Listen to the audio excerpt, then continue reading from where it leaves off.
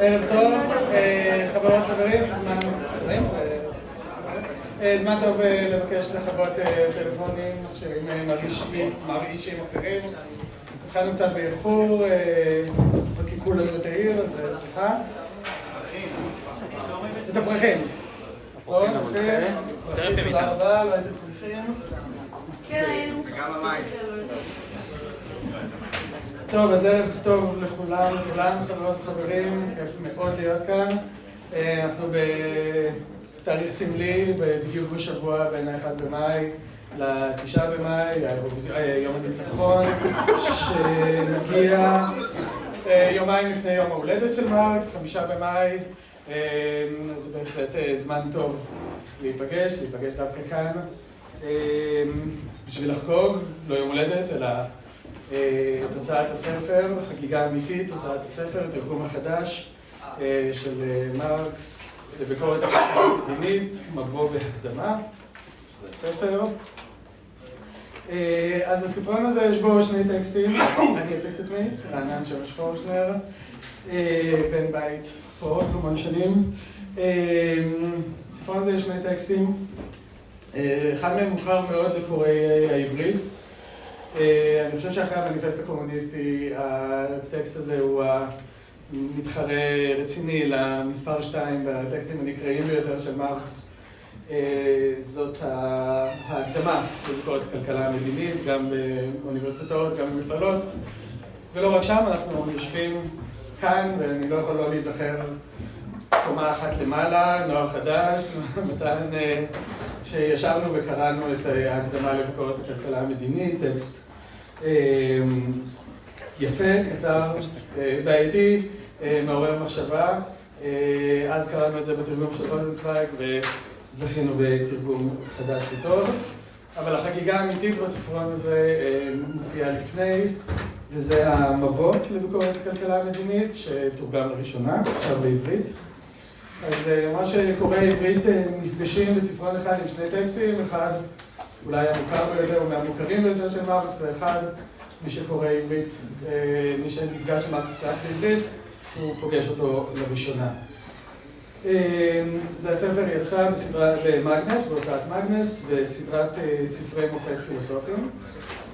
נגיד מילה על הסדרה הזאת, סדרת הספרים הזאת זה אולי התרומה החשובה ביותר לפילוסופיה בשפה העברית, אפשר למחוק את אולי, אין סדרת ספרים שתרמה יותר לאהבת פילוסופיה לקוראי העברית וגם לבנייה של שפה פילוסופית עברית מהסדרה הזאת של מגנס, שייסד פרופסור חיים יהודה רות ב-1930, כבר הרבה זמן, ומאז יצאו בתרגומים של כמעט כל גדולי הפילוסופים המערבים הקנוניים, הגברים, רק גברים, אבל לא של כולם. הסדרה הזאת של חיים רות, כך הוא כתב את שמו, המשיכה כך, הייתה סדרה מאוד ליברלית, המשיכה כך גם אחרי מותו של חיים רות, שכתב את שמו באותה מילה כמו חירות, וזה לא מקרה, זה לא מקרה שאפילו לא ספר אחד של מרקס או של המסורת המרקסיסטית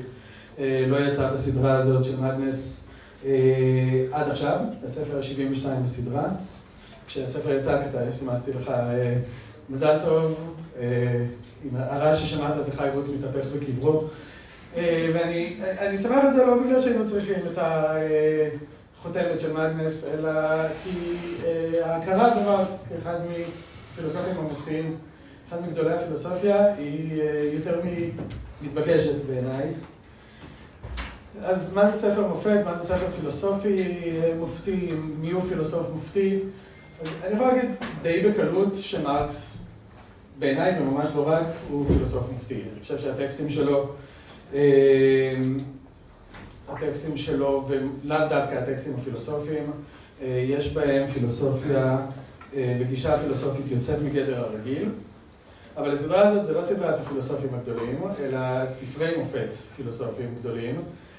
וכאן אני מודה שאנחנו ניתקל בבעיה במחשבה איזה ספר של מרקס להכניס. כי הספרים המופתיים שלו, ואין ספק שיש לו, הם לא בדיוק פילוסופיה, וספרי הפילוסופיה שלו הם לא בדיוק ספרים מופתיים, והבחירה הזאת היא לא מובנת מאליה, וכאן באמת נכנס המבוא לביקורת הכלכלה המדינית, באיזושהי נקודה שמאחדת את הפילוסופיה של מרקס ואת הגדולה של מרקס בספרון אחד.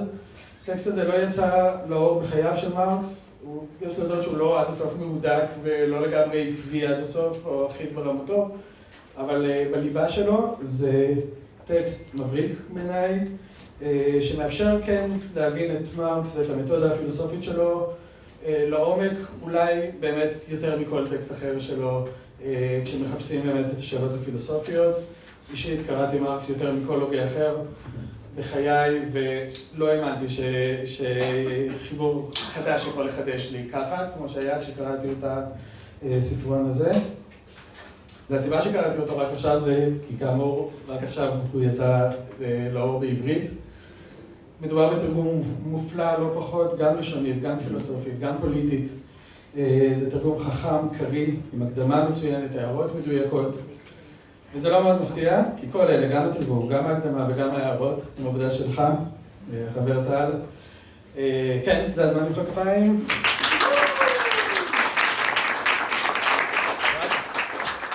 אני אגיד ברמה האישית, שיצא לי רגעים ספורים של להציץ לעבודה של תרגום הספר. זה היה ממש הצצה לאושר אינטלקטואלי ואנושי ופוליטי לראות אותך עובד. אני מרשה לעצמי להגיד בשמי, בשם הדוברים ובשמכם, המון תודה על המתנה שהענקת לנו ולקוראי העברית בכלל. אז הערב נחגוג את מפעל התרגום היפה הזה שלך עם הדברים שלכם. דוקטור נווה פרומן,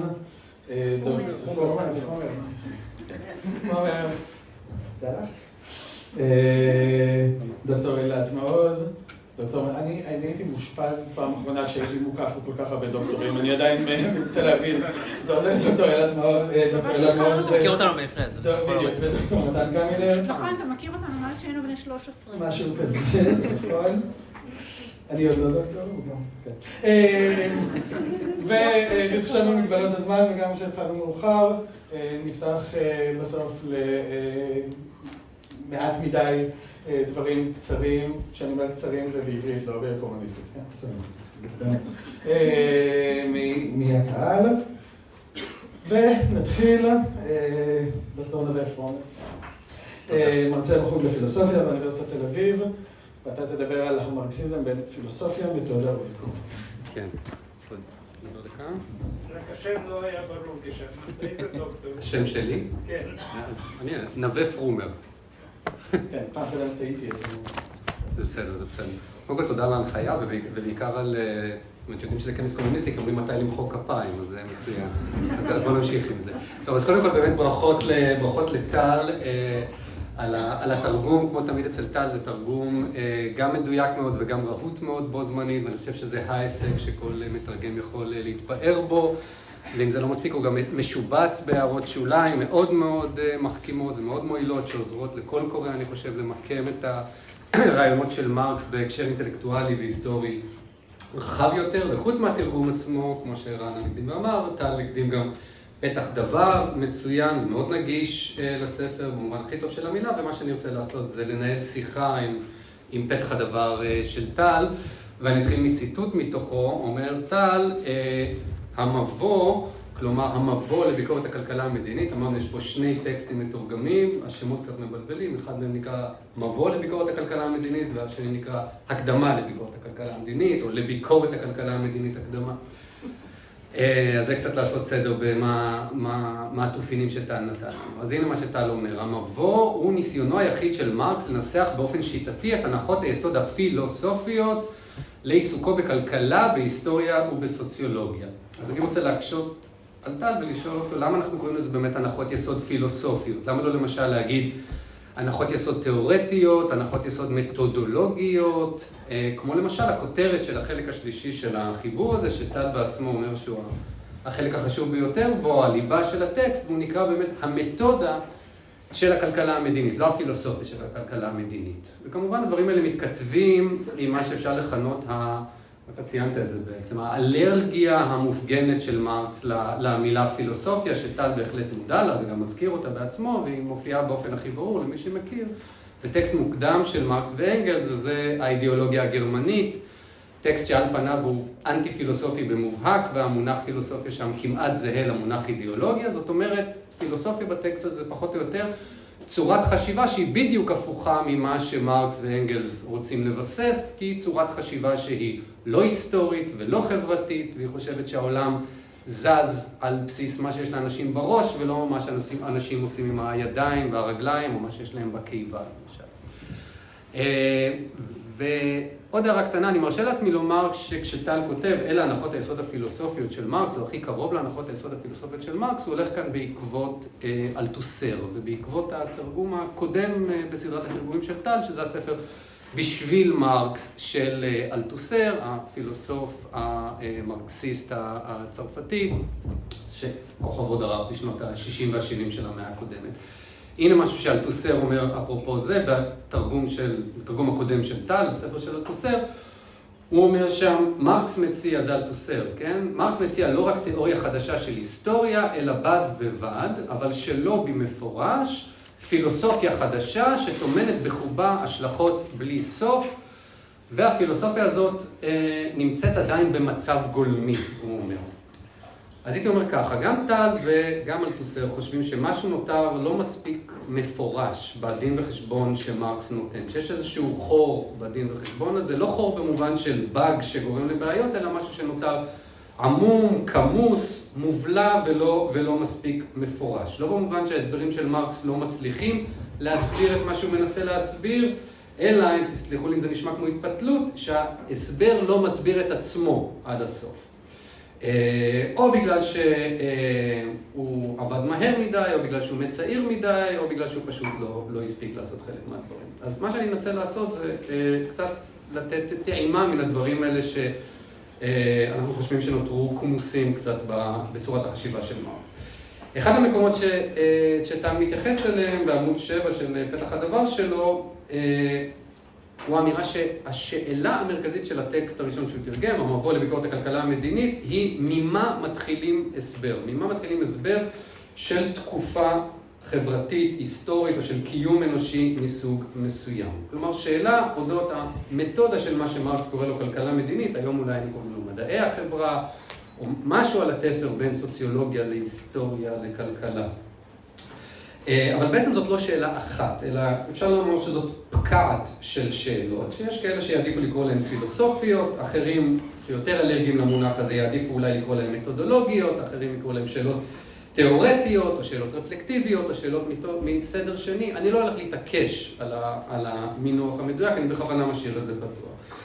אז הנה עוד שאלה בפקעת הזאת, התחלנו מהשאלה מאיפה צריך להתחיל הסבר אודות חברה, ועוד שאלה, שהיא שאלה שמתחבטים בה עד היום במדעי החברה, והיא השאלה מהי סיבתיות חברתית, מהי קוזליות חברתית, האם סיבתיות חברתית היא בדיוק אותו דבר כמו סיבתיות טבעית, זאת אומרת האם הסבר במדעי החברה, או אותו דבר כמו הסבר במדעי הטבע, האם זה הסבר סטטיסטי, זה הסבר של מגמות, אם יש דבר כזה חוקיות חברתית.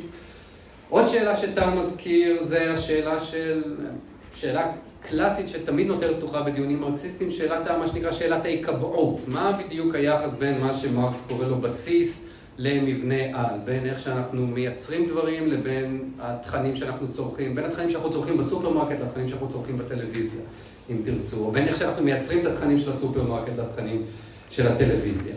והנה עוד שאלה בפקעת הזאתי, והיא מאוד מרכזית בניתוח של טל את הטקסט הזה, היחס בין תופעות שהן הכלל לבין תופעות שהן היוצא מן הכלל. איך מפשרים בין הטענה שחברה קפיטליסטית היא כזאת שההון או יחסים בין מעמד ההון למעמד העבודה מעצבים את כל שאר היחסים החברתיים, לבין העובדה שלפחות על פניו יש תופעות חברתיות שהן לא כלכליות במובהק או הוניות, מלשון הון במובהק. אחת הדוגמאות בטקסט זה שגם עליי אתה מדבר זה למשל אומנות, או תופעות כמו ערגה אומנותית או נוסטלגיה תרבותית. למשל העובדה שבורגנים אוהבים להגיד שביוון היה יותר יפה. מה זה הסנטימנט התרבותי הזה? ובכן, סוג השאלות האלה שהדיון של מרקס פותח ולא תמיד מספיק גם לסגור, מחזירות אותנו אני חושב גם לדיונים קלאסיים בפילוסופיה וגם בתיאוריה או מתודולוגיה של מדעי החברה. אני עוד פעם בכוונה לא מכריע בין המונחים האלה. שאלות כמו מה יש, מה קיים, מה אשכרה קיים ומה רק כאילו קיים, כן? האם מעמד זה דבר שבאמת קיים, מישהו ראה מעמד הולך ברחוב, האם הוא יש תיאורטי, או יש הסברי, או יש ממשי, אפשר לראות אותו בסטטיסטיקות חברתיות, אי אפשר לראות אותו בסטטיסטיקות חברתיות, רואים אותו כשעושים פילוח של אוכלוסייה לפי כמה כסף יש לאנשים בבנק, כמה רכוש יש להם, איך בדיוק רואים את הדבר הזה. עכשיו כאן מתבקשת אולי התגובה הבאה, בשביל מה אנחנו צריכים בכלל להשתרות על השאלות האלה? למה לא להגיד שזה מעניין רק בתיאוריה, ואלה לא שאלות שאמורות לספק רק פרנסה למרקסולוגים מדופלמים, שלא רואים שהם בעצמם, בעודם שואלים את השאלות האלה, נותנים חלק באיזושהי פריבילגיה חברתית, שהם רק משכפלים את העיוורון אליה. אז חלק מהתשובה, לא כל התשובה, אבל חלק מהתשובה לפחות נמצא במילה העסיסית הזאת ביקורת שמופיעה כאן בכותרת של הספר הזה, לביקורת הכלכלה המדינית. וזאת באמת מילה שמרקס, תסלחו לי, דוחף לכל כותרת שלו, זאת גם תת-הכותרת של הספר המרכזי שלו, הקפיטל, תת-כותרת לביקורת הכלכלה המדינית, יש עוד לפחות, אני לא זוכר כמה טקסטים שזה הכותרת. אז בואו נהיה עוד פעם פרובוקטיביים ונשאל מה הוא רוצה עם הביקורת הזאת, ולמה הוא לא יכול אף פעם להגיע למה שהוא באמת רוצה, והוא תמיד חייב לחבוט באיזה כמה אדם סמיתים לפני שהוא אומר, תגיד כבר מה אתה רוצה במקום להגיד מה לא בסדר אצל אחרים. והתשובה על רגל אחת, וזה באמת על רגל אחת, היא שמרקס מתעקש שהכלכלה המדינית הרווחת בתקופתו, וזה דבר שאני חושב שאנחנו נסכים שהוא רלוונטי גם לימינו, למדעי החברה של ימינו, בטח ובטח הפילוסופיה הרווחת בתקופתו, ובטח ובטח, זה תאמינו לי בתור מישהו שזה התואר שלו, הפילוסופיה הרווחת בתקופתנו. לא רק שלא מצליחים, אותן תיאוריות, לא רק שלא מצליחות להסביר כמו שצריך איך פועלת חברה קפיטליסטית, אלא הן לא מצליחות מסיבה שנובעת בעצמה מאופן הפעולה של החברה הקפיטליסטית. כלומר, זאת חברה שמייצרת ומולידה גם את אי ההבנות שלה, והיא משרישה אצל כולנו במרכאות אדם הפשוט, עד במרכאות מדען הפשוט, מקורא העיתון ועד כותבי העיתון, סדרה של תפיסות משובשות, או כמו שהן נקראות בטקסט הזה, אשליות. והאשליות האלה הן עצמן תוצאה של מה שמנסים להסביר, ולכן הן בעצמן צריכות להיות חלק מן ההסבר. דוגמה אחת לטעות כזאת, אני אתעכב עליה יותר מדי, היא מה שטל מציין רבות במבוא הזה, וזה האינדיבידואליזם המתודולוגי, או האטומיזם החברתי, אצל אלתוסר זה נקרא לפעמים הומניזם. למרקס לא מספיק לטעון שאינדיבידואליזם זה גישה לא נכונה להסבר של חברות ותקופות ותרבויות, צריך גם להסביר למה כל כך הרבה כלכלנים, סוציולוגים, פילוסופים, כל הזמן חוזרים ועושים את הטעות הזאת. אבל, כן, סליחה, בלי אבל. ישנו עוד מובן שאני רוצה להתעכב עליו, שבו מה שמרקס עושה הוא בכל זאת פילוסופיה, למרות האלרגיה שלו סליחה? השעון שלך. אוקיי. בסדר, הוא בזמן. אז עוד מובן אחד, דיברנו על ביקורת, ועכשיו אני רוצה לדבר על עוד מובן אחד שבו מה שמרקס עושה בכל זאת, אפשר לכנות אותו פילוסופיה, למרות האלרגיה שלו למונח, וזה המאמץ שלו להעמיד מה שאפשר לכנות בניסוח מאוד ראשוני, המשגה מקיפה או תמונה כללית של הקיום האנושי. כמעט אפשר להגיד תשובה לשאלה איך אנחנו צריכים להבין את עצמנו, את האדם, האנושות, את ההיסטוריה שלנו ואת ההיסטוריות שלנו. וגם השאלה הזאת, מרקס מתעקש, צריכה לענות לדרישה, עוד פעם, מתודולוגית, תקראו לה פילוסופית, תקראו לה תיאורטית, שמופיע בפורש בטקסט הזה, וגם טל מדגיש אותה בפתח הדבר שלו, והתנאי הזה הוא שהתשובה צריכה גם להיות בה בעת, גם תשובה כללית, זאת אומרת להגיד משהו על ההיסטוריה האנושית בכלל, וגם תשובה ספציפית לעידן שלנו, כלומר להגיד משהו על ייחודו של הקפיטליזם, על ייחודה של התקופה הקפיטליסטית. אני לא מתיימר להקיף את כל התשובה של מרקס נותן, אני רק אנסה לתת טעימה קצרה ממנה ומן האופי שמייחד את צורת החשיבה הזאת. ביטוי אחד, אז אמרנו צד כללי של התשובה וצד ספציפית של התשובה. אז ביטוי אחד של הצד הכללי של התשובה נמצא בין היתר במשפט המפורסם מתוך הטקסט השני שמתורגם כאן, זה ההקדמה לביקורת הכלכלה המדינית. והמשפט הולך ככה, בתרגום של טל, במהלך הייצור החברתי של חייהם, נכנסים בני אדם ליחסים מסוימים, יחסים אלה הם יחסים הכרחיים שאינם תלויים ברצונם, יחסי ייצור המתאימים לשלב התפתחות מסוים של כוחות הייצור החומריים שלהם, סוף ציטוט. במילים אחרות, בני אדם יוצרים את צורת החיים שלהם, והם לא רק יוצרים אותה, אלא בכך שהם יוצרים אותה, הם יוצרים גם הכרח חברתי, הם יוצרים לעצמם את ההכרח של עצמם.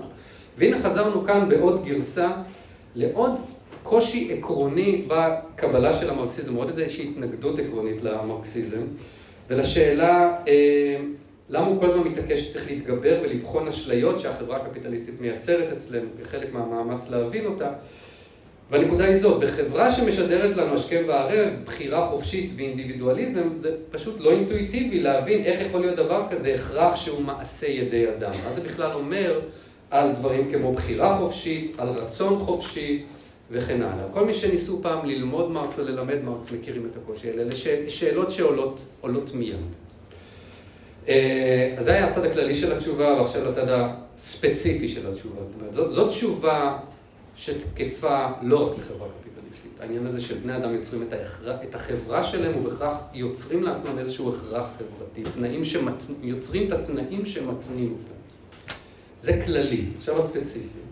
מה מאפיין את ההכרחיות החברתית הקפיטליסטית לעומת הכרחיות חברתית בחברות טרום קפיטליסטיות? יש כמה וכמה פנים לתשובה הזאת אצל מרקס, אבל בואו ניקח רק אחד מהם, אותה אינדיבידואליות שכבר הזכרנו אותה.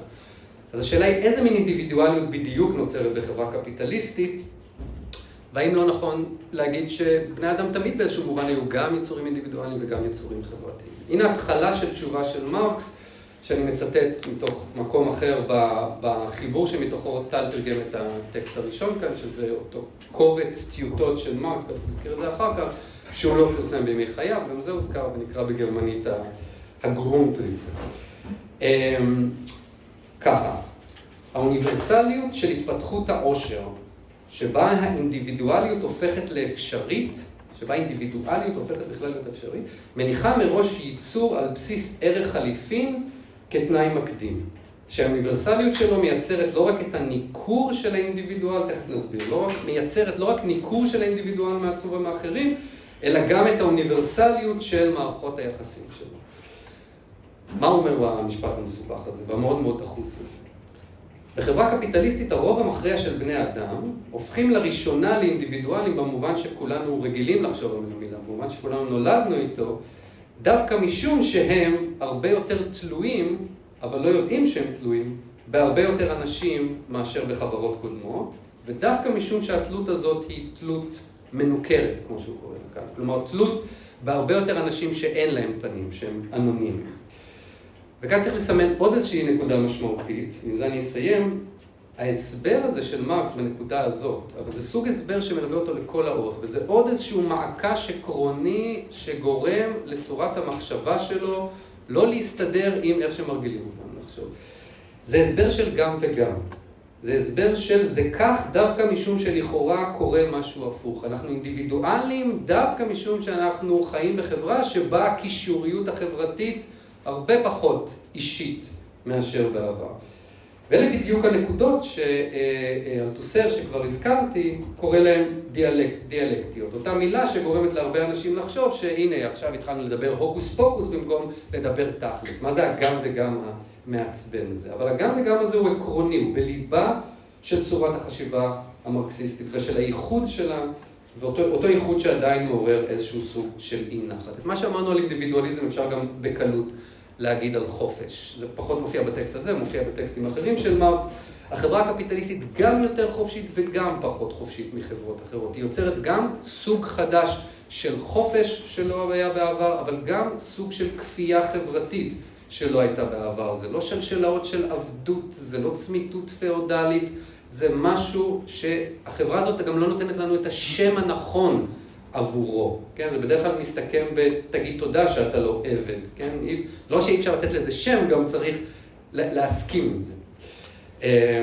אז אני אסיים כאן רק בעוד משפט אחד מהתרגום הקודם של טל לאלתוסר, שככל שקראתי את פתח הדבר הזה, הבנתי עד כמה הדברים האלה מתחברים, לא יודע אם טל יסכים איתי על זה. נגענו כאן אז לסיכום, נגענו ממש רק על קצה המזלג בכמה שאלות שהן על התפר בין פילוסופיה למתודה, לביקורת, ולא הכרענו בשם הזה, שאלות שמרקס הוריש לנו, ואם זה נראה שרק פתחנו שאלות ולא כל כך ענינו עליהן, אז אני מסיים כאמור עם אמירה של אלתוסר, שאני מקווה שתיקחו אותה כאמירה אופטימית, ונדמה לי שגם טל יחתום עליה, והיא האמירה שהמרקסיזם, בציטוט מאלתוסר, הוא הרפתקה של מדע בהתפתחות. תודה.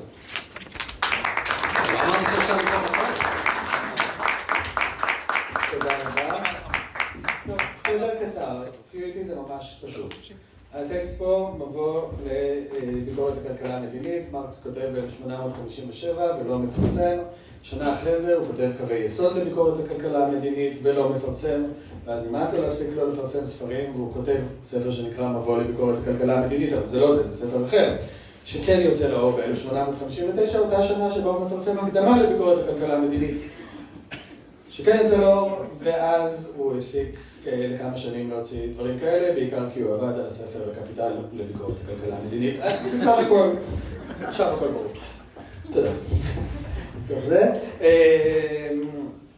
נמשיך.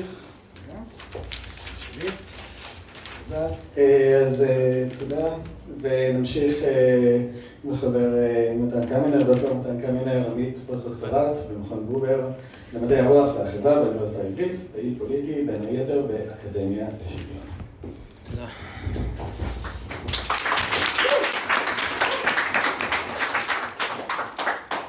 ערב טוב, זה מאוד מרגש להיות כאן בגדה, אני חושב, מקום שלפחות בשביל חלקנו כבר עשרות שנים חלק מהנוף הפוליטי וגם ההגותי, האינטלקטואלי. רענן כבר הזכיר שאנחנו בעצם הכרנו בנוער חדש, לימדו אותנו שם יואב גולדרינג ואיתן קצב, תודה. וזה מרגש לראות כאן גם אנשים מהדור הקודם וגם אנשים מהדור שלנו, וכמובן תמיד הכי מרגש זה אנשים יותר צעירים, ושהחדר כל כך מלא. אני חושב שבאקדמיה הישראלית, חברים שלי תמיד שומעים אותי מכתב על זה, שעוד לא שמעו באקדמיה הישראלית שהמרקסיזם חזר לאופנה. סליחה? אבל הנה, אני חושב שכאילו, שכאן לפחות הדבר כבר ידוע וברור. אז גם תודה רבה לרענן, שם משעמים שלנו כאן על ההנחיה הנמרצת של הערב הזה, ולטל שבלעדי העבודה המבורכת שלו על התרגום הזה, המופלא, לא היינו מתכנסים כאן היום. למי שלא יודעות, טל ואני משתתפים בשנים האחרונות, יחד עם עוד כמה אנשים שנמצאים בחדר כאן, בקבוצת קריאה של כתבי מרקס, שעברה כבר כברת דרך המרשימה. התחלנו מהכרך הראשון של הקפיטל, כמובן, עברנו לכרך השלישי, על השני דילגנו, בינתיים, ואחר כך עברנו לכתבים היסטוריים קצרים יותר, כמו שמעשה ברימר, ומלחמת האזרחים בצרפת, ועכשיו אנחנו בעיצומם של הגרונדרסה, שנווה הזכיר. זה כאמור הטיוטות הראשונות של הקפיטל, והמבוא שאנחנו דנים בו היום הוא בעצם גם המבוא של הגרונדרסה. ואני לא אלאה בעוד מרקסולוגיה מסובכת, כי אני גם לא מבין בזה ואני תמיד מתבלבל בעצמי. אבל הרבה מהתמות שמופיעות כאן באופן ראשוני, וסכמתי לדרוש שם איזשהו פיתוח, שאני חושב שהקריאה בגרונדרסה מאוד עזרה לי גם להבין את המבוא. וחלק ממה שמהנה כל כך בקריאה המשותפת במרקס, ואני באמת ממליץ לכל מי שיכול לקרוא בחברותות או בקבוצות ולא לבד, זה שבגלל שניתן לקרוא אותו בדרכים מאוד מאוד שונות, וטל ואני אכן קוראים אותו בדרכים מאוד שונות, מה שמספק תמיד דרמה וכיף בקבוצה. השאלות שמעסיקות אותנו לא תמיד אותן שאלות, ואלה הבדלים שאני חושב שאפשר לייחס אותם גם לטמפרמנט, גם אולי לגישה פוליטית, להיסטוריה אישית, לאסכולה פרשנית, כי יש אסכולות ברוך השם, וגם לרקע דיסציפלינרי. אז למשל, השאלה שכל כך מעסיקה את טל ואת רענן ואת נווה, איפה הפילוסופיה של מרקס, היא במובן שאלה של פילוסופיה, אני חושב. אולי בגלל שהיא במרכאות מלכת המדעים, הפילוסופיה כל הזמן עסוקה ולשאול מה היא בעצם, ואיפה עוברים הגבולות שלה. ככה שבכל דור ודור אפשר להתקל בכותרים פילוסופיים בסגנון הפילוסופיה, מה היא? כן, כמו של ז'יל דלז למשל, מהדורות האחרונים. ואם הפילוסופיה היא מלכת המדעים, אז האנתרופולוגיה, שהיא הדיסציפלינה שלי, אולי אפשר לקרוא לה שפחת המדעים. או שהמנחה שלי, אנדרו שריו, קורא לה דיסציפלינה איתרת, שמאלית, ביד. אין לה זהות עצמאית משלה, היא הולכת בדרכים ומלקטת מפה ומשם, מתקיימת במרווחים שבין דיסציפלינות אחרות ומתרוצצת ביניהן, עושה למענן שליחויות. אם ככה, אולי זה לא מפתיע שאין לי הרבה לתרום לדיון בשאלה מה פילוסופיה אצל מרקס, אלא שגם השאלה מה אנתרופולוגיה אצל מרקס לא כל כך מעניינת אותי, ולמעשה אני לא בטוח שזה בכלל רעיון טוב לנסות לדחוק את ההגות שלו לסדים דיסציפלינריים שאפילו לא היו קיימים בתקופתו באותו אופן שהם קיימים היום. ואולי זו גם עמדה שהיא במובהק עמדה של אנתרופולוג, אני לא יודע. עם זאת, אני כן מוטרד מאוד משאלה אחרת של גבולות, שעולה במלוא העוז מכל גוף היצירה של מרקס ומהמבוא שמונח לפנינו אולי ביתר שאת. בעצם אלו שתי שאלות נפרדות, אלא שיש ביניהן קשר חזק מאוד. הראשונה היא מהם גבולותיו של ההון, והשנייה היא מהם גבולותיה של התיאוריה. אז אני אנסה להתחיל מהראשונה.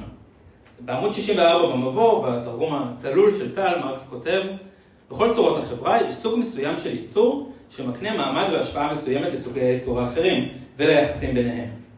זוהי תיאורה כללית שבה טבולים כל הצבעים ואשר עורכת שינויים בגווניהם הפרטיים.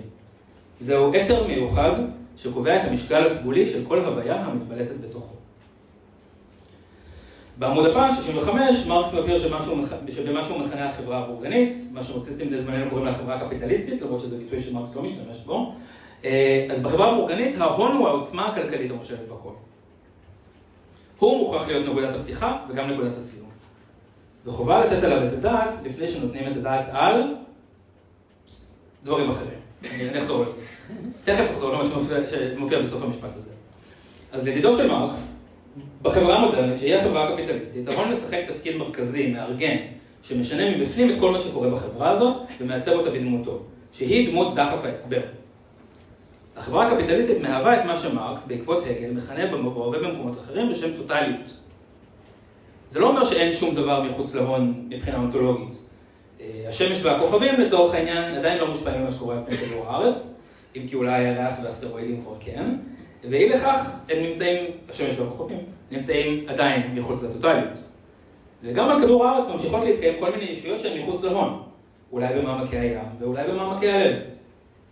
אממה, בגלל שמהותו של ההון היא צמיחה תמידית, התרחבות תמידית, כל מה שנותר בינתיים מחוץ לו נמצא במובן מסוים תחת איום של היחפפות או סובסומפציה, שזה גם מונח שמעניין את טל, תחת שלטונו של ההון בהמשך. כמו כן, להון יש גם חוץ פנימי, שנווה הזכיר אותו. חוץ שהיחסים האנטגוניסטיים איתו מכוננים אותו כהון, ובלעדיו הוא לא יכול היה להתקיים, זאת העבודה כמובן. אז הדיאלקטיקה בין ההון לעבודה היא כמובן לחם חוקו של המרקסיזם הקלאסי. ובעשורים האחרונים מתעורר יותר ויותר גם עניין בחוצים האחרים, ביניהם למשל הטבע. וכאן אפשר לחזור לציטוט שכתבתי אותו קודם. הפסקאות שציטטתי הן לא תיאורטיות באופן מופשט, כפי שאולי אפשר להבין מהציטוט הסלקטיבי. הן עוסקות בפרקטיקה אנושית מסוימת, חקלאות, שגם מעניינת אותי כאנתרופולוג. בחברה, קיבלתי את המקום. אוקיי. בחברה הבורגנית, מרקס כותב בעמוד 65 במבוא, ואני קצת מקצר ומדלג, הוא אומר, החקלאות הופכת יותר ויותר לענף של תעשייה, וההון שולט בה לחלוטין. אך בכל הצורות הכלכליות הקודמות עדיין מושל הקשר לטבע. בכולם, כן? אין פה הבחנה ביניהם. בחברה הבורגנית, ההון הוא העוצמה הכלכלית המושלת בכל, את זה כבר הקראתי, וחייבים לתת עליו את הדעת לפני שנותנים את הדעת לבעלות על הקרקע. אז כמו רבים מבני דורו, ופה יש מקום גם לביקורת, כמו למשל זו מהסוג שמעבירים דיוויד ווינגור ודייוויד גרייבר, בספרם השחר של הכל, שעתיד לראות בעברית השנה, או מרקס ראה בחקלאות את מקור הציביליזציה, או במילים שלו, בעמוד 64, את צורת הייצור הראשונה של כל החברות שהגיעו לדרגת יציבות כלשהי. החקלאות מייצרת את חילוף החומרים בין האדם לטבע. וכל צד, אם להוציא מהקשרו בחוצפה ביטוי אחר של מרקס, נותן כפי יכולתו ומקבל לפי צרכיו. כפי שמרקס מראה בכרך ג' של הקפיטל, בעמודים שחשובים מאוד לביקורת האקו-מרקסיסטית שפורחת בימינו בעולם, הקפיטליזם מפר את חילוף החומרים המאוזן הזה. אחת הדרכים שבהן הוא עושה זאת היא באמצעות שינוי מוחלט מבפנים של החקלאות עצמה. החקלאות הקדם-קפיטליסטית מכוונת בעיקר על מנת לספק ישירות את צרכיהם של היצרנים. ודאי שנוצרים עודפים. ודאי שמעמדות שליטים מתקיימים מהעודפים הללו, ושמתקיים בהם גם מסחר. אך הרוב הגדול של הצרכים מתמלא באמצעות חקלאות ללא הזדקקות לשווקים. החקלאי הקפיטליסטי הוא יצור אחר לחלוטין. גם אם לפעמים הוא גלגול או צאצא של בעל אדמות או עיקר מתצורה חברתית קודמת. בשל הצורך בהצבר, הוא חייב להשתלט כל הזמן על חוצים למיניהם. על כל מיני מחוזות ותחומים שקודם לכן היו מחוץ לשליטתו. בעבודת השדה שערכתי בערבה, הדבר נראה בבירור. בדיוק מכיוון שהחקלאות הישראלית בערבה היא קפיטליסטית, היא חייבת לקדוח עמוק יותר ויותר לתוך אקוויפרים עתיקים, שאינם מתמלאים. היא חייבת להשתלט על שטחים טבעיים רחבים יותר ויותר, ולהרוס את המערכות האקולוגיות שהתקיימו בהם. והיא חייבת לשלוח את זרועותיה הרחק אל מעבר לאוקיינוס, לתאילנד, כדי להביא ידיים עובדות. הנטייה של הטוטליות הזאת היא להמשיך ולהתרחב עד שהיא נתקלת בגבולות קשיחים. למשל, עד שנגמרים המים והאקוויפר נסתם. אבל גם אז היא לא מפסיקה, היא מחפשת פתרונות אחרים. כך, עכשיו שהמים בערבה הולכים ונגמרים, מניחים צינורות שיביאו אליה מים מותפלים, מהים התיכון ומים סוף. כמובן, כדי להתפיל מים יש בינתיים לפחות צורך בשריפתם של דלקים מאובנים. ככה שלהרס האקולוגיה המקומית מתווספת תרומה להרס האטמוספירה שלנו ולהתחממות הגלובלית. כוחה העצום של התיאוריה המרקסית היא בכך שהיא מאפשרת לנו לזהות את הטוטליות הזאת, את המקור המשותף של המשברים השונים שפקודים את עולמנו, כלכליים, אקולוגיים, פוליטיים ואפילו תרבותיים. בכך היא ממשיכה להתעלות על מושגים פלורליסטיים חסרי היגיון פנימי כמו פולי-קרייסיס, שטבע לאחרונה הכלכלן המבריק ככה לא מרקסיסט בעלי לאט המטוס. אז עד כאן גבולותיו של ההון, ומכאן לשאלה השנייה שלי לגבי גבולות התיאוריה. המניפסט הקומוניסטי נפתח, כידוע למי שנמצא כאן כנראה, באמירה מסחררת בגורפותה. כל ההיסטוריה האנושית עד כה ניתנת להבנה במונחים של מלחמת מעמדות. אם נעמיק קצת בכתבי מרקס, וכאן רלוונטי במיוחד גם אנגלס, נראה מיד מגוון של הסתייגויות והסתבכויות. ישנה ההמשגה של קומוניזם פרימיטיבי. חברה שחיה בשוויון, אך גם בעוני מרוד, ובעיקר ללא היסטוריה, כפי שהיה מנסח זאת אנתרופולוגיה אריק וולף. מצד שני, ישנה הבחנה המפורסמת והיפה של אנגלס בדבר תבוסתו ההיסטורית העולמית של המין הנשי. אבן פינה של פמיניזם מרקסיסטי, שמתייחסת לשאלה המגדרית כשאלה מעמדית, שמקורותיה נעוצים עמוק עמוק בהיסטוריה, הרבה לפני המהפכה החקלאית. שמהווה כאמור לדידם של ההוגים הוויקטוריאנים, ומרקס בכלל זה, את שחר ההיסטוריה האמיתית לכאורה. היא ההיסטוריה של מלחמת המעמדות במובן צר יותר. אלא, שכל ניסיון להשליך המשגות מרקסיסטיות אחורה, אל העבר הרחוק, נתקל בקשיים עצומים מרגע שאנחנו מנסים להתקדם מעבר לאמירות כלליות שכאלה.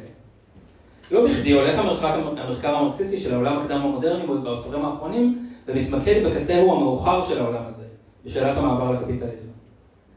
כאן שוב אנחנו מוצאים עיסוק בגבולו של ההון, הפעם גבול בזמן, גבול הפצעתו הראשונית. מבלי לזלזל בחשיבותה של השאלה הזאת, שהיא חשיבות עצומה, אני רוצה להצביע על נסיגתו ההדרגתית של המחקר המרקסיסטי מעיסוק בעולם שקודם למודרנה במאות ואפילו אלפי שנים. אין ספק שלדידם של מרקס ואנגלס עצמם, המסגרת של המטריאליזם ההיסטורי הייתה אמורה לעבוד גם עבור עידנים האלו. ראו למשל את עיסוק הרחב של מרקס בעולם הרומי, ואת העניין של אנגלס בפרה-היסטוריה, שכבר הזכרתי. בעשורים הראשונים של המרקסיזם נערכו מחקרים חשובים ומפורסמים על ימי הביניים, על רומא ויוון, וכן הלאה. אולי הנצר האחרון למסורת המחקרית הזאת הוא מקסים רובינסון, שכתב, אני חושב, בשנות ה-60, ביוגרפיה מרקסיסטית של הנביא מוחמד. כיום עבודה כזאת כמעט ולא נעשית. והמרקסיזם נטש את העיסוק במה שהיום קוראים לו היסטוריה עמוקה, לכותבים ליברליים כמו ג'רד דיימונד ויובל נוח הררי, עד שבאו האנרכיסטים הלא מרקסיסטים, גרייבר וונגרו, כדי לייצג את השמאל סוף סוף בזירה הזאת. אז ההתנגדות היחסית מהירה של המחקר המרקסיסטי על העולם הטרום-מודרני היא לדעתי, לפחות בחלקה, פועל יוצא של מבוי סתום מסוים שהתיאוריה נקלעת אליו. בעמודים שציטטתי מהם, מרקס טוען שלכל תקופה היסטורית יש עיקרון מארגן משלה, טוטליות משלה שצובעת אותה בגווניה, ממש כפי שההון צובע את המודרנה הקפיטליסטית בגווניו שלו. אלא שמרקס לא ממש מאתר את ההיגיון הזה עבור כל תקופה ותקופה, ובכלל הסיווג שלו של חברות קדם קפיטליסטיות חלש למדי. למשל, אם יש קטגוריה אחת של מרקס שיש תמימות דעים בין מרקסיסטים לדורנו שהיא ממש מופרכת ומיותרת, זו התפיסה של אופן הייצור האוריינטלי או המזרחי, שבכלילה באופן לא מדויק ודי מזיק בין כל מיני חברות, מאוד שונות זו מזו. לאופן הייצור הגרמני גם אין הרבה אבירים בימינו, ויש שם מטילים ספק אפילו בפיאודליזם. נשאלת השאלה, האם הטוטליות הזאת, העיקרון המארגן, הבסיסי והמאחד, אינה בעצם מאפיין ייחודי של העידן הקפיטליסטי, ושלא בלבד? אז אחת הרפליקות המפורסמות ביותר מהמבוא שלפנינו היא אמרת השפר של מרקס, שלפיה האנטומיה של האדם היא המפתח לאנטומיה של הקוף. והנמשל, שיש דברים שניתן להבין לתקופות קדם קפיטליסטיות רק מנקודת מבט מודרנית, מתוך הקפיטליזם. למשל, עבודה. רק תחת הקפיטליזם יכול להיווצר מושג מופשט של עבודה, שיכיל בתוכו קציר חיטים, גידול ילדים, כתיבת מאמרים בפילוסופיה וייצור נשק. כיוון שרק תחת הקפיטליזם עוברים כל סוגי הפעילות האנושית הזאת, את תהליך הכפיפה להון. אך את ההבנה שכל אלו סוגים של עבודה, אנחנו כן יכולים להשליך אחורה אל תקופות קודמות, ולהבין באמצעות הדברים חדשים לגבי התקופות הללו. הסכנה כאן היא כמובן שנעשה את ההשלכה הזאת באופן שגוי. שננסה להכיל קטגוריות של תקפות רק לעידן הקפיטליסטי על עידנים קודמים ונגיע למסקנות אבסורדיות. מרקס עצמו מדגים את הסכנה הזאת הרבה פעמים. למשל בדיון שלו במבוא ובקפיטל ברובינזונדות. סיפורי רובינזון קרוזו שמדמיינים שאדם שחי לבדו על אי בודד יתנהג בדיוק כפי שמתנהג בורגני במנצ'סטר. מרקס לועג לסיפורים הללו, אבל אנחנו צריכים לשאול את עצמנו אם הוא אינו עושה טעות מסוג דומה, כאשר הוא קובע שבכל עידן יש עיקרון מרכזי מארגן כפי שיש תחת הקפיטליזם. ברור למה הוא מעדיף לחשוב שכן. כי אם לא, עולה האפשרות שבעצם אין מטריאליזם היסטורי, טרנס-היסטורי, חוצה תקופות, ושבחקר תקופות קדם קפיטליסטיות נצטרך להסתפק בפלורליזם אמפיריציסטי מהסוג שמאפיין את ההיסטוריוגרפיה הלא מרקסיסטית. אני לא חושב שזה המצב. נדמה לי שיש יסודות אחרים, עמוקים יותר, שבהם ניתן לנטוע תיאוריה מטריאליסטית של ההיסטוריה. השאלה הזאת היא מבחינתי פתוחה, ולא כל כך חשוב לי להכריע אם היא שאלה היסטורית, פילוסופית, ארכיאולוגית, סוציולוגית, או אולי אפילו אנתרופולוגית. היא בוודאי שאלה מרקסיסטית, אבל זה לא אומר שלמרקס יש את התשובות עליה בשבילנו. תודה.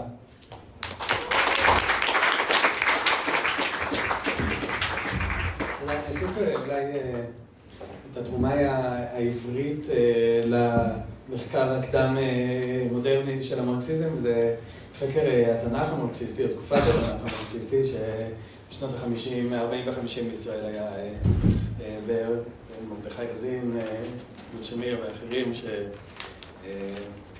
שנמצאים מעניינים.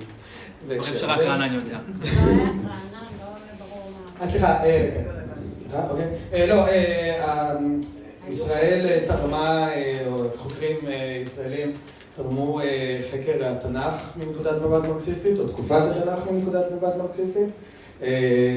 זה מצטרף לקורפוס של העניין הקדום באמת בתקופות קדם מודרניות במסורת המרקסיסטית. תודה. איפה אנחנו? אילת. אז נמשיך עם... אתה יודע איך קוראים לי? אני יודע איך קוראים לך, אני לא יודע מה את עושה היום. טוב, אילת מעוז, חברה עמיתת פוסט-דוקטורט במחלקה לאנתרופולוגיה באוניברסיטת חיפה, חברת מזכירות חד"ש. ערב טוב, באמת מאוד משמח להיות פה, מאוד משמח שהתרגום הזה יצא, הוא באמת יפהפה. אני מאוד ממליצה לכם. ומרגש שהוא קורה, ומרגש שהערב הזה קורה. אני חושבת שלהתבגרת השמאלית 15 שנה, שזה כאילו צריך לזרוק אותי מהמפלגה הזה. נכון. תודה, חברה. שאני דווקא עשתה את ההערה הזאת, בבקשה. ואני חושבת שאני אהיה קצת פחות שיטתית ומסודרת מהבנים, אבל שזה הביא אותי כדי להוסיף צבע. ואני אנסה, אני חושבת שאני אנסה לדבר על אוניברסליות, ואני אנסה לדבר על האם מרקס כותב כלכלה והאם מרקס עושה מדע. ובאיזה אופן השאלות האלה קשורות. ואולי אני אתחיל מזה נראה לי די ברור שכל אחד כאילו לומד לקרוא מרקס מהמורים שלו, לכל אחד יש את המורים שלו למרקס, המורות. והמורים האלה הם גם אנשים שאנחנו קוראים אותם, כותבים על מרקס, כן? נגיד אלתוסר, Reading Capital, כן? הסמינר האלמותי הממש כזה, אנשים שישבו שם ופרשו משם, וכאילו הוא מציג ממש קריאה מאוד מכוננת כזאת של מרקס. אני למדתי לקרוא מרקס בעיקר עם מויש פוסטון בשיקגו, ופוסטון ואלתוסר הם ניצבים אולי באיזה אולי משני קצוות מאוד מאוד שונים של איך לקרוא מרקס, בעיקר בשני מובנים עיקריים. אחד הוא שאלתוסר הוא הוא בעיקר בתקופה שהוא עושה את הסמינר הזה של Reading Capital, אבל גם בכתיבה שלו על מדע, אלתוסר הוא סטרוקטורליסט. הקריאה שלו של מרקס היא קריאה של מערכת שנמצאת, היא סינכרונית, כן? הטוטליות היא סינכרונית, כל החלקים הם קשורים אחד לשני. הקריאה הפוסטונית היא קריאה הרבה יותר דינמית, היא קריאה של הטוטליות של ההון כדבר שכל הזמן נמצא בתנועה, ושאי אפשר אף פעם להבין אותו כאיזה דבר שנמצא סטטי. שבשביל להבין הון אנחנו צריכים להבין תנועה, וזה דבר אחד. הדבר השני זה ויכוח כאילו מאוד מאוד נפוץ בקרב מרקסיסטים, האם יש ברייק, האם יש שבירה בין מרקס הצעיר למרקס המאוחר, או איך שמרקסיסטים אוהבים להגיד, מרקס הבוגר, mature מרקס. ומה הקשר כאילו בין העבודה שלו לפני 1848, כן, מרקס זה פילוסוף, מרקס כזה שכולם נורא אוהבים, מרקס שהוא כזה רוסויאני, שכותב על ניכור, שכותב על זה, ומרקס שאחרי הבאסה הנוראית, כאילו הדיכאון שהוא חוטף מ-1848, במיוחד מה שקורה אחר כך בצרפת, כן? האם כמו שטל מציע לנו באקדמיה, מה שקורה למרקס אחרי הקודדה והעלייה של נפוליאון השלישי בצרפת, זה שהוא פשוט מתייאש מהפילוסופיה ומבין שעכשיו צריך לכתוב כלכלה וצריך להבין כלכלה כדי, כאילו, ובעצם מתחיל לעסוק בכלכלה. האם הקפיטל, לצורך העניין, הוא טקסט בכלכלה? כאילו, מה זה בכלל אומר? או שהוא טקסט בפילוסופיה, או שהוא גם וגם, או דרך אחרת אולי להציב את השאלה הזאת, זה מה הקשר בין מרקס לבין אדם סמית וריקרדו, כן, ברי הפלוגת העיקריים שלו בקפיטל, הכלכלנים הפוליטיים הקלאסיים, ומה הקשר שלו להגל, מה הקשר בין כולם שם, איך האפרטוס הזה בכלל עובד, מה העניין. אז אני חושבת שאני אנסה להציע משהו כזה, שאומר שמצד אחד מרקס משתמש בהגל כדי לקרוא את הכלכלנים הפוליטיים, ומצד שני הוא משתמש בכלכלנים הפוליטיים בשביל לקרוא ולבקר את הגל. ואולי דרך אחת לפתוח ולהבין את זה היא באמת לקרוא את החלק שבו מרקס מציג בפעם הראשונה בספר הקפיטל את ההון, את הקפיטל. ואני אקריא לכם כל פסקה, ואני אקריא את ההתחלה בגלל שזה נראה לי מספיק, שהוא אומר, זה בסוף הפרק הרביעי, אז הוא אומר, בתהליך כזה בו משמש הערך נושא פורץ גבולות, subject, כן? איתים הוא לובש ואיתים הוא פושט צורה של ממון ושל סחורה, אבל בתור חילוף זה הוא מקיים עצמו, הוא מחלץ עצמותיו. בתהליך כזה זקוק הוא קודם כל לצורה עצמאית שעל ידה תהיה נקבעת זהותו שלו עם עצמו.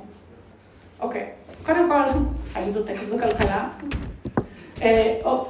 זה קצת יותר, כאילו, זה נשמע כאילו בערך מובן כמו המשוואות כאילו של כלכלנים נאו-קלאסיים, אולי קצת יותר מובן, אבל אני לא יודעת אם זה טקסט בכלכלה.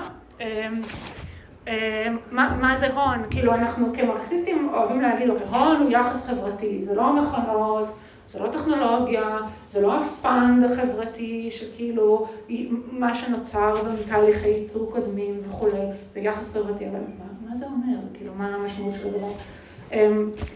אחד הדברים המעניינים שאפשר לראות מהציטוט הזה, שבעצם פה מרקס ממש מאמץ את השפה של הגל מציג את גייסט, מציג את רוח ההיסטוריה. כן, ממש, כאילו, הסאבג'קט שהוא סאבסטנס, או הסאבסטנס שהוא סאבג'קט, שמקיים יחסים עם עצמו, כן, החומר שהופך לרוח, שמגלגל את עצמו אל תוך הסובייקט פר אקסלנס של ההיסטוריה. עכשיו, זו טענה מטרידה, כן, כי גם כמרקסיסטים אנחנו רגילים לחשוב על סובייקט ההיסטוריה כפרולטריון. אבל מה קורה אם אנחנו מתחילים לחשוב על סובייקט ההיסטוריה בתור ההון עצמו? וזו גם הכותרת של הספר, כן? הכותרת של הספר היא לא שחרור מעמד הפועלים, שאל אותי כיצד, אלא Capital, the Critique of Political Economy, או שטל יגיד לנו בגרמנית, כי אני מדברת בגרמנית, אני לא פילוסופית, אז יש לי פתרון. אז מה זה אומר לכתוב, לשים את ההון במרכז ולכתוב עליו ביקורת, ולמה זה ביקורת ולא כלכלה, או אולי לא רק כלכלה. כי זה באמת לא, הקפיטל, כמה שלא נקרא אותו ונהפוך בו, הוא לא ייתן לנו מתווה עכשיו לכלכלה סוציאליסטית, כן? זה לא מה שהספר עושה. מה הוא עושה? אני חושבת שכדי להבין את זה, צריך קצת לחזור באמת אחורה למרקס המוקדם. זאת אומרת, אני לא מהחסידים של הברייק, אני לא מהחסידים של מרקס המאוחר, התחיל לעשות משהו אחר לגמרי ולא פילוסופי, שלא היה במרקס הצעיר. כבר בכתבים המאוד מאוד מוקדמים של מרקס, בכתבי היד הכלכליים פילוסופיים של 1844, מרקס מתחיל לעסוק וממש לשים בתשתית של המחשבה שלו את העבודה המנוכרת, את העבודה המופשטת. הוא שואב מהגל הבחנה בין היכולת להחפיץ, כלומר היכולת שלנו לייצר את עצמנו באמצעות ייצור של דבר בעולם, כן? האופן שבו כשאנחנו מייצרים משהו זה גם הופך אותנו לאיזה משהו חדש, כן? לבין עבודה שהיא עבודה מנוכרת, שהדבר שאנחנו מייצרים לא רק נלקח מאיתנו והופך להיות רכוש של מישהו אחר, אלא ממש עומד נגדנו כדבר שנראה לנו דבר חיצוני לנו לחלוטין. דבר שלא, כאילו דבר לא רק שנראה לנו חיצוני לחלוטין, אלא גם שולט בנו מבחוץ. כן, איזה מין כוח, כן, מין פנטזמטי כזה, או מין משהו שאנחנו משליכים עליו, או מבינים אותו כאיזה משהו שהוא באמת לא אנחנו. וזה המהות או הבסיס של העבודה המנוכרת.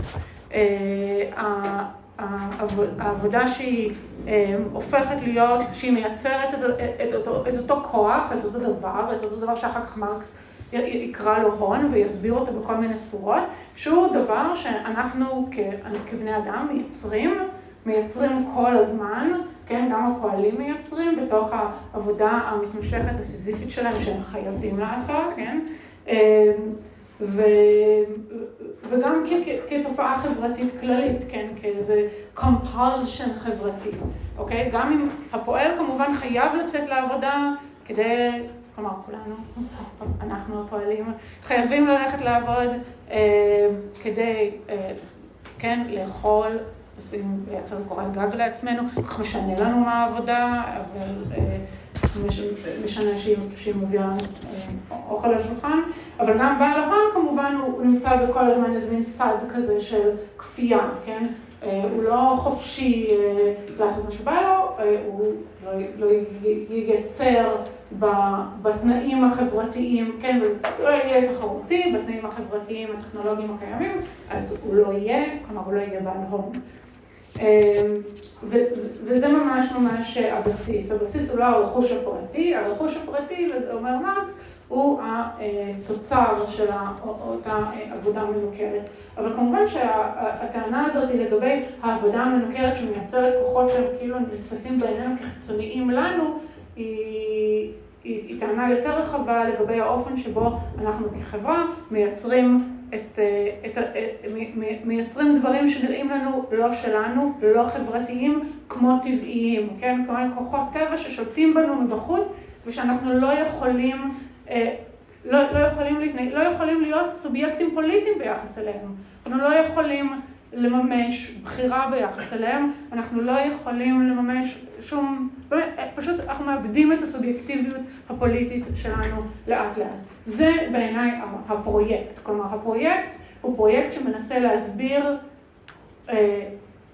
מהם הכבלים, כן? כשמרקס כותב בקפיטל, מרקס ואנגלס, כן, לפרולטריון אין מה לאבד אלא את כבליו, אז מה זה הכבלים האלה? כן, זה לא דבר קטן, ובעצם כאילו אולי כל המחשבה המרקסיסטית מאז מרקס, ניסיון להבין את הכבלים, כן, אופס, רק הדבר הקטן הזה, הכבלים, זה דבר שצריך להיפטר מהם, ואנחנו מגלים לא רק במרקסיזם, אלא באמת בכל מחשבה ביקורתית פוליטית, שבעצם להיפטר מכבלים זה לא דבר כל כך פשוט. אנחנו קשורים אליהם בכל מיני צורות, גם חומריות וגם פסיכולוגיות ורגשיות ואחרות. אז השאלה הזאת היא שאלה, איך אנחנו מבינים את הכוח המיוחד הזה של הקפיטליזם, שגם נווה דיבר עליו וגם מתן בצורה אחרת, באמת אני חושב שהוא הסיפור עצמו. מה לומר? אוקיי, עכשיו. אבל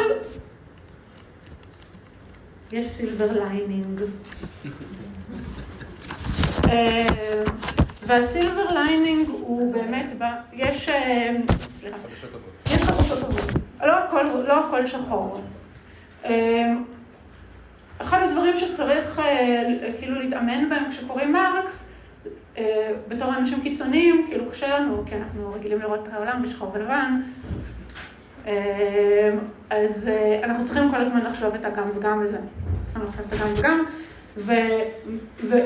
ובאמת כאילו, נגיד כשמרקס כותב על הכלכלנים הפוליטיים הקלאסיים למשל, אז כל הזמן יש מין תהייה כזאת. האם הוא כאילו שונא אותם? האם הוא חושב שהם ממש אידיוטים? או שבעצם ממש מעריץ אותם? נכון? כל הזמן יש מין שניות כזאת בטקסט. האם הוא אוהב? האם הוא שונא? האם הוא בעד? האם הוא נגד?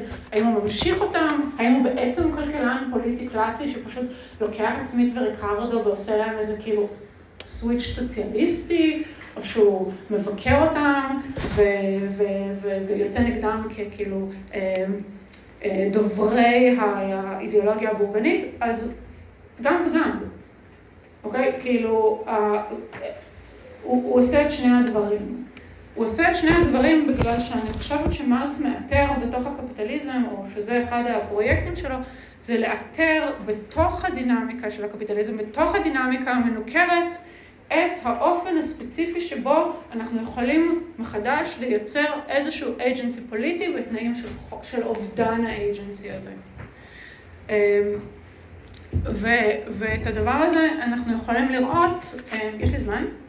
יש לי זמן לקרוא דברים? 5 דקות. אוקיי. אז אולי נקרא קטע קטן כדי להפוך את זה כאילו קצת יותר קונקרטי. אוקיי, אז גם חברים פה אמרו כאילו, אוקיי, דיברו על האוניברסליות ההיסטורית הספציפית של הקפיטליזם. אז פה בעמוד 60 בתרגום היפה של טל, אז אפשר לראות דוגמה מאוד מאוד יפה לזה ולהבין מה קורה פה. אז מרקס אומר לנו, נראה שהעבודה היא קטגוריה פשוטה לגמרי. בכלליותה, בתור עבודה בכלל, גם הדימוי של העתיק יומין. ובכל זאת, עבודה היא קטגוריה מודרנית, כאשר תופסים אותה מבחינה כלכלית ובשטותה. היא מודרנית בדיוק כמו היחסים שמביאים לעולם את ההפשטה הפשוטה הזאת. אז כמו שמתן אמר לנו קודם, רק במודרנה הקפיטליסטית, שכל האנשים תלויים למחייתם בעבודה בשכר, רק אז אפשר להשוות בין צורות שונות מאוד מאוד של עבודה, העבודה הדבילית שלנו, שזה לשבת כל היום במחשב לתקתק, ועבודה אמיתית שמייצרת דברים בעולם. ואז הוא אומר, אדם סמית בישר התקדמות עצומה, כאשר דחה את הדיון במקרים מסוימים של פעילות היוצרת עושר לטובת דיון בעבודה בכלל. לא רק במנופקטורה, במסחר או בחקלאות, אלא בכל סוגי העבודות, עם האוניברסליות המופשטת של הפעילות היוצרת עושר, מופיעה גם אוניברסליות של מושא הנקבע כעושר. כלומר, אדם סמית נתן כבר שפה לדבר באופן כללי על סוגים שונים של עבודה, ואז אנחנו יכולים לעשות את זה כל מיני דברים, כמו שמתן ציין, כן, אנחנו יכולים, עכשיו יש לנו מושג כללי של עבודה, אז עכשיו אנחנו יכולים להסתכל היסטורית על כל מיני חברות ולהגיד, ולבחון את החברות האלה לאור המושג החדש שנהיה לנו, המושג הכללי של העבודה. ואנחנו יכולים פתאום לייצר כל מיני השוואות חדשות, ואנחנו יכולים להבין אחרת את ההיסטוריה, אפרופו, האנטומיה של האדם היא המפתח לאנטומיה של הקוף. לא בגלל שהחברות האלה היה להן מושג כללי של עבודה, אלא מכיוון שלנו יש. והדבר הזה הוא מייצר צורה חדשה של השוואה, הוא גם מייצר צורות חדשות של אוניברסליזם חברתי, פוליטי. כלומר, הוא מייצר האוניברסליות האבסטרקטית של ההון, פותחת את הדרך לאיזושהי אוניברסליות חברתית עולמית. עכשיו,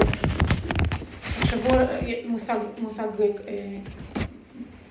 שמרקס משתמש בו המון, האדם כיצור בן מינו, כן, ה-species being, המין האנושי, מה שהיינו אומרים היום. אין קטגוריה כזאת כמו המין האנושי עד הקפיטליזם. אין אנושות. אין דבר כזה.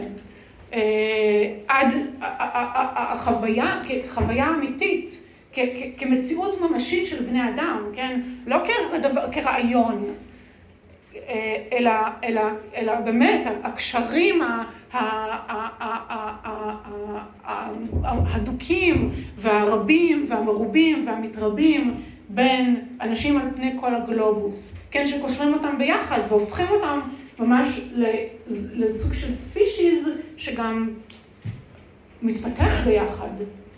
מתפתח ביחד עם התנאי הייצור שלו, עם הטכנולוגיות שלו, עם צורת המחשבה שלו, כלומר, היום קוראים לזה אנתרופוסין, אבל מרקס מדבר על זה כבר לפני. זאת אומרת, אז כשאנחנו, אז האוניברסליות הזאת היא לחשוב את המין האנושי, כן? כדבר, כהוויה מציאותית שאנחנו חווים אותה בחיים, היא דבר שמתאפשר רק בקפיטליזם. ומרקס יגיד בעצם דבר דומה גם על, בעצם, הוא בעצם יעשה את המהלך הזה להגל. הוא בעצם יגיד, הגל, אתה חשבת שאת כל המהלכים האלה של המחשבה האוניברסלית, המופשטת, ההיסטורית, שרואה את עצמה בזמן, אתה חושב שזה מתחולל אצלך בראש? זה לא מתחולל בראש, זה מתחולל בעולם, כן? איך אנחנו יודעים את זה? כי אנחנו יודעים את זה כי אדם סמית מספר לנו, כן? אנחנו יכולים להשתמש באדם סמית כדי להראות איך הקטגוריות המופשטות של הגל הן קטגוריות מטריאליות אמיתיות בחיים של אנשים במציאות. איך האוניברסליות הופכת להיות משהו מאוד מאוד קונקרטי. כלומר, הוא עושה מטריאליזציה לאוניברסליות. הוא הופך את הדבר הזה של הכלליות, של האוניברסליות, של הקטגוריות המופשטות, להיות דבר שהוא חי, כן? להיות דבר שהוא נטוע במציאות של בני אדם. ואני חושבת שהשאלה שהוא משאיר אותנו איתה, והשאלה שהיא פתוחה, והיא השאלה המורכבת, היא השאלה הזאת של, אוקיי, איך אנחנו הופכים את האוניברסליות המופשטת, האוניברסליות הנחמסת כל הזמן על ידי ההון, איך אנחנו משחררים את האוניברסליות. איך אנחנו הופכים אוניברסליות מופשטת למה שמרקס קורא לו, גם בטקסט הזה וגם בהרבה טקסטים אחרים, לאוניברסליות קונקרטית. כלומר, לאוניברסליות שמכילה איזשהו ריבוי, שהיא לא אוניברסליות של הכל עכשיו הופך להיות הכל, והכל יכול להתחלף להכל, והכל זה אותו דבר כמו הכל, וכולנו אותו דבר, וכולנו אותו דבר, אלא איך אנחנו הופכים את האוניברסליות הזאת שנוצרת לנו בזכות הקפיטליזם, כן? בזכות העולמיות שלו, בזכות ההפשטות שלו, בזכות הניכור שלו, בזכות כל הדברים המקיילים שהוא מביא לנו, איך אנחנו עושים לה את המטמורפוזה הפוליטית לאוניברסליות שלמה שמכילה ריבוי, שהיא לא אוניברסליות שמוחקת את הכל. ואני חושבת שאני אסיים כאן. מה הכוונה ריבוי כשם?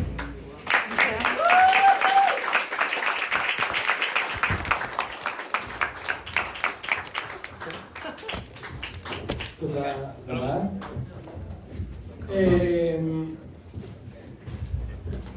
אני רוצה אולי להגיד העניין הדיסציפלינרי שרץ פה, שחשוב, ומתן תודה שציינת את זה, שהחלוקה לדיסציפלינות במובן המקובל, שגם נפוץ וגם נפוץ לערער עליהם היום, זה מאוחר, זה קצת אחרי התקופה של מרקס. ואז בתור המורה, דיסציפלינת החינוך, אני אגיד שאחד מהדברים ששמתי לב בקריאה, בתרגום החדש, וזה משהו שכשעצרתי לחשוב עליו, ראיתי כמה מרקס עושה את זה המון, כל השנים, ובהאזנה כזאת גם בדברים פה, האמירה המוחלטת והמסתייגת בו זמנית, מתקשר למחשבה האוניברסלי ואז הקונקרטי, כן, שוב, כן, דברי ימיה של כל חברה עד כה, כזה סוגריים, שגם פילוסופים עד כה פירשו את העולם, עם זאת חוזר בטקסט הזה, לא יודע כמה פעמים, איזושהי אמירה, ואני רוצה להגיד שזה מתח נפלא, זה איזשהו מתח מאוד מאוד מאוד פורה בין הצורך להגיד, ללמד במקרה שלי דברים גדולים על העולם, ולהיות כל הזמן בהסתייגות, אבל בדוגמאות הקונקרטיות, במופשטות. ואז באמת המוצא המרקסי הזה של להגיד באמת גם וגם, ובאמת להתכוון גם לאמירה המכלילה וגם לאמירה המסתייגת, זה שיעור חכם מאוד, שיעור טוב מאוד. טוב, אז עכשיו אני יותר משמח לתת את הבמה לאיש אחרי מרקס השני שלכבודו התכנסנו הערב. אז דוקטור טל מאיר גלעדי, עמית פוסט דוקטורנט במרכז מינרווה, על שם פרנץ רוזנצוויג באוניברסיטה העברית, קומוניסט, מתרגם נפלא, פילוסוף נפלא, הבמה שלך. תודה רבה.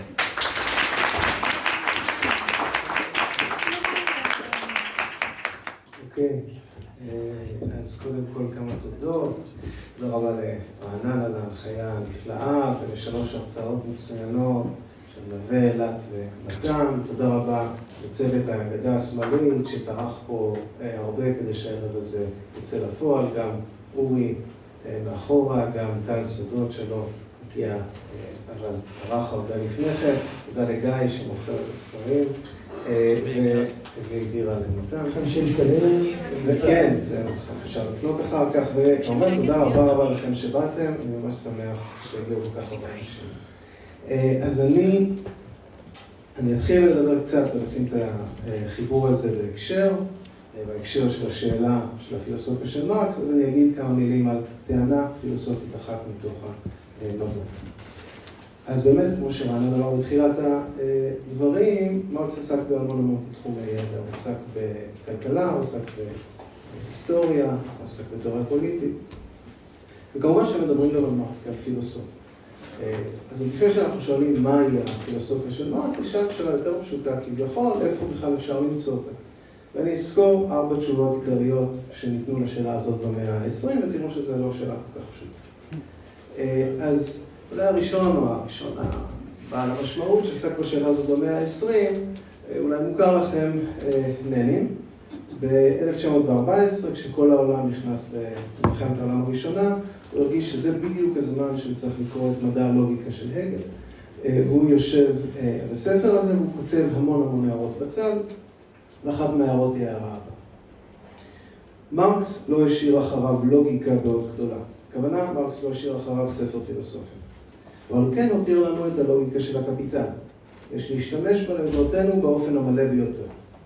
בקפיטל מרקס מיישם את הלוגיקה, את הדיאלקטיקה ואת תורת ההכרה של המטריאליזם. אז זאת תשובה ראשונה, איפה הפילוסופיה של מרקס היא נמצאת בקפיטל עצמו, ומה היא לוגיקה, דיאלקטיקה, תורת הכרה. מצד אחד זו תשובה מצוינת, קשה מאוד להתווכח איתה, מצד שני תשובה מתסכלת.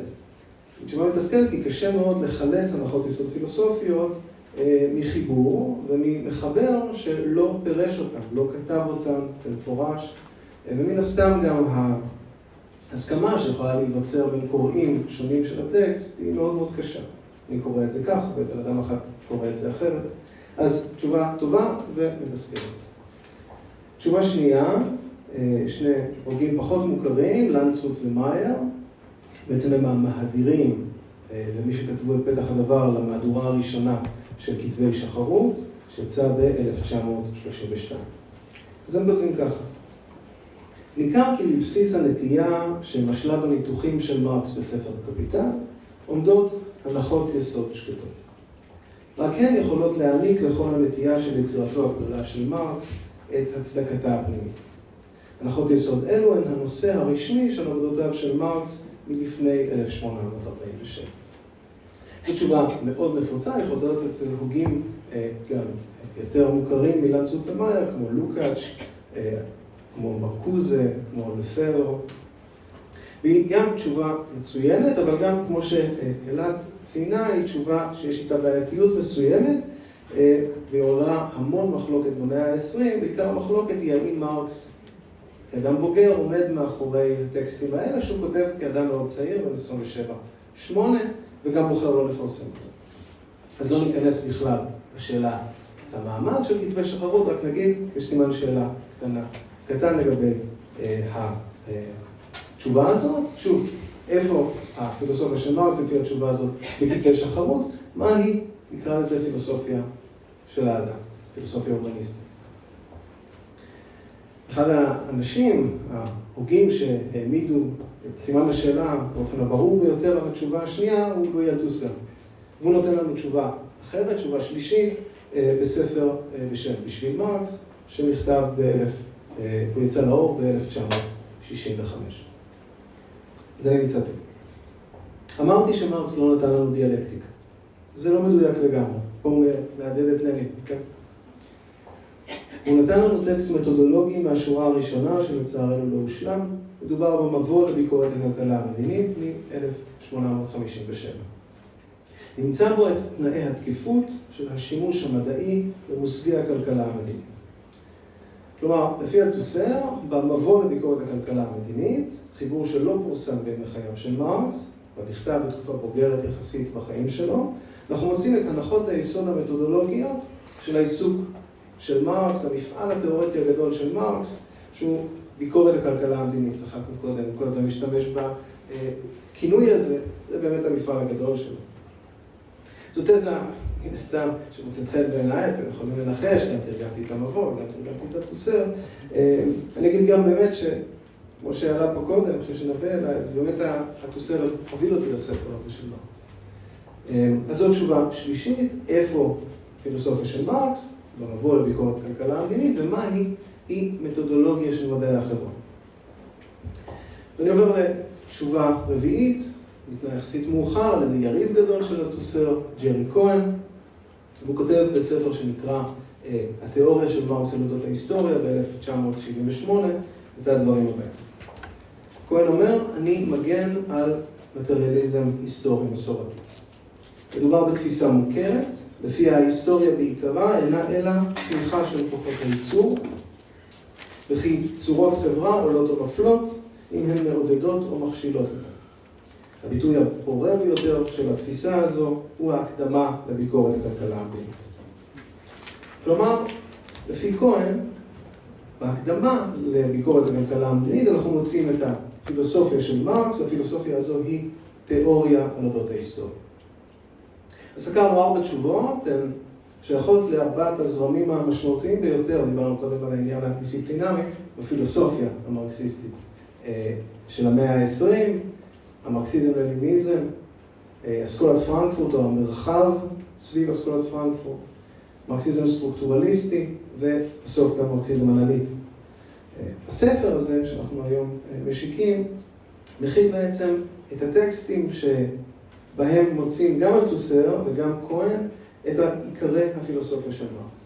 הוא כך משלים או נותן לקורא העברי גישה נוחה לכלל המקומות האלה שבהם אפשר למצוא את הפילוסופיה שלו, אחרי שכתבי שחרות תורגמו כבר לעברית בשנות ה-60, והקפיטל כמובן בשנות ה-40 המאוחרות.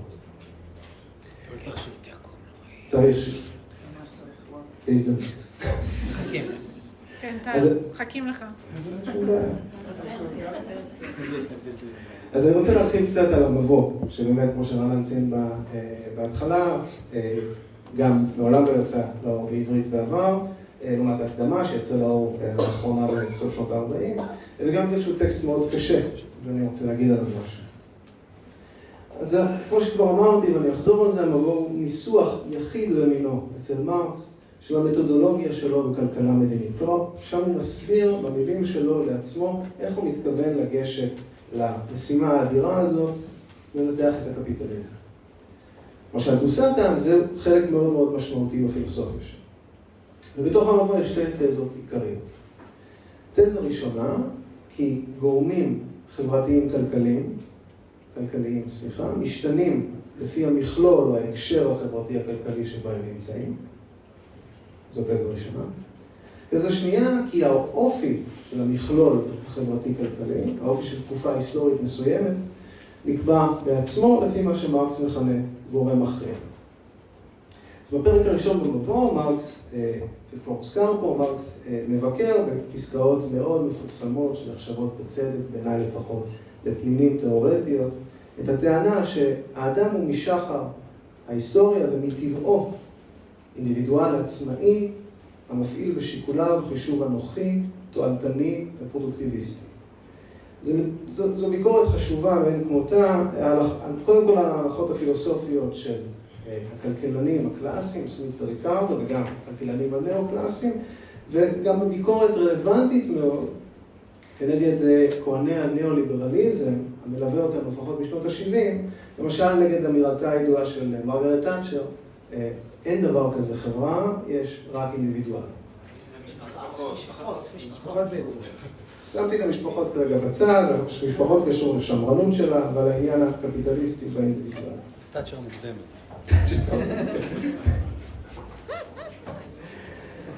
והביקורת של מרקס על מושג האינדיבידואל הוא מסיק מסקנה כללית שהיא מאוד חשובה לו. גם הגורמים הפשוטים ביותר, כמו האדם הפרט, משתנים במהלך ההיסטוריה ביחס למכלול החברתי שבו הם מתקיימים. המסקנה הזאת מאוד חשובה למרקס מבחינה פוליטית. אם נניח שטבע האדם הוא דבר קבוע, ניתן לחשוב שהיחסים החברתיים נובעים ממנו, והם חוקי טבע שתמיד היו וגם תמיד יהיו. במילים אחרות, הביקורת של מרקס על מושג האינדיבידואל מחזקת מבחינתו את הטענה שהחברה הקפיטליסטית היא לא דבר קבוע ולא דבר טבעי, אלא שלב היסטורי שיכול, וכמובן בעיניו, גם ממש צפוי להיעלם. הטענה הזו, שלא הרחבתי עליה הרבה, מכינה את הקרקע לטענה שנייה, שמרקס מציג בפרק השלישי במבוא, נגיד אותה עוד פעם, היא טענה מורכבת, אופיו של המכלול החברתי-כלכלי, אופייה של חברה בתקופה מסוימת, נקבע בעצמו על ידי גורם מכריע. ספציפית, בקשר לחברה שלנו, החברה שנקראת החברה הבורגנית לפי מרקס, הגורם המכריע הזה הוא ההון. זו אמירה מאוד מאוד מופשטת. ננסה להבין מה הכוונה באמירה שההון הוא הגורם המכריע בחברה שלנו. אז לדברי מרקס, קודם כל, הון זה כסף שמושקע למטרות רווח. לפיכך יש בו הכרח פנימי לצמוח תמיד, כן? כדי להפיק רווחים, הכסף צריך להיות יותר בסופו של תהליך. כאשר מרקס טוען כי ההון הוא הגורם המכריע בחברה שלנו, הוא טוען שמצב עניינים שבו עיקר הפעילות הכלכלית היא תלויה בהפקת רווחים, ולא למשל בסיפוק של צורכי בני האדם, או בחברות קטנות יותר, ואולי גם בעתיד. מצב העניינים הזה משפיע על המבנה ועל האופי של החברה בכללותה, ולכן הוא גם משפיע על אופיים ועל ההתנהגות של בני אדם שחיים בתוך החברה הזאת. אני רוצה לצטט עוד פעם את הפסקה שנתן כבר ציטט בתחילת הדברים שלו. עמוד 65.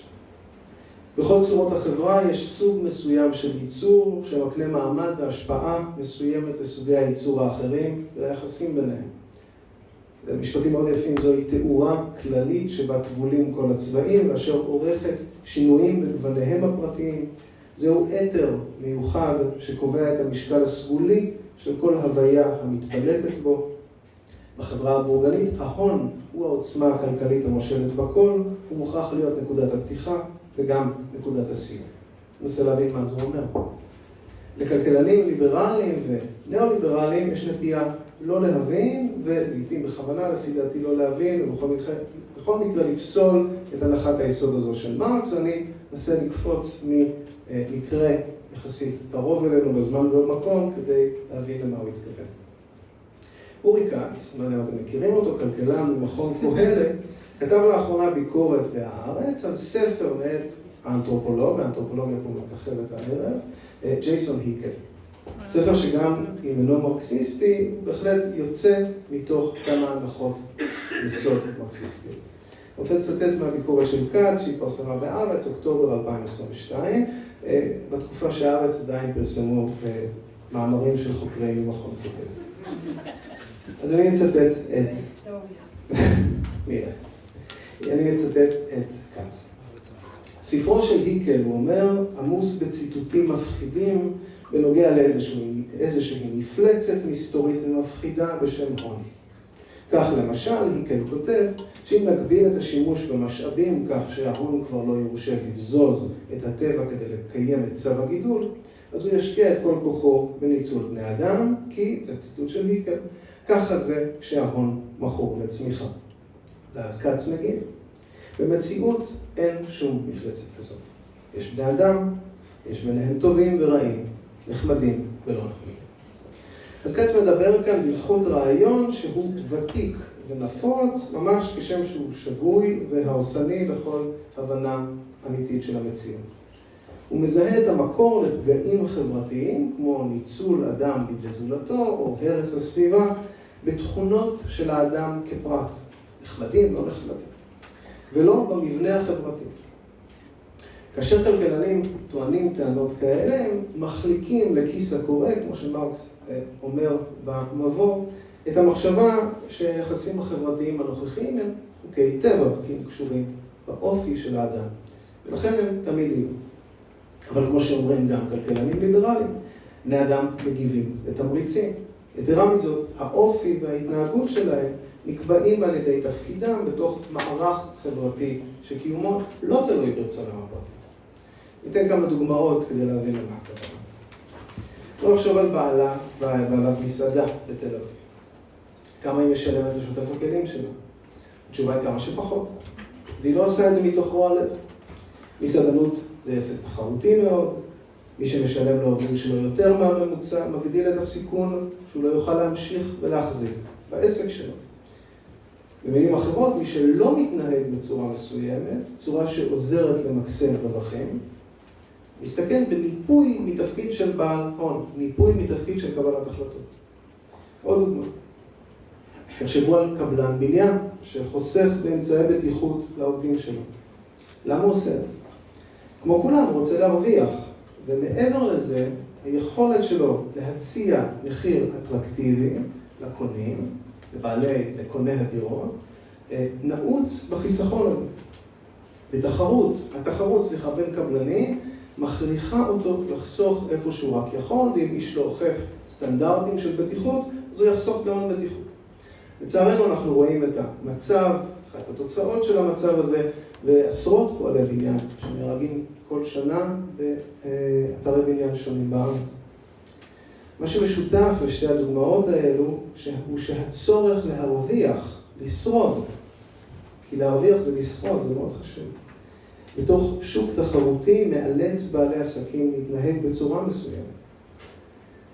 בקפיטל מרקס מדבר על מסכות אופי, שבעל הון לובש כאשר הוא עוסק בעסקיו. מסכה שמחליפה את האישיות שלו בסט שיקולים מוגדר ומסוים, שאפשר לכנות, והרבה כינו הגיון ההון, the logic of capital.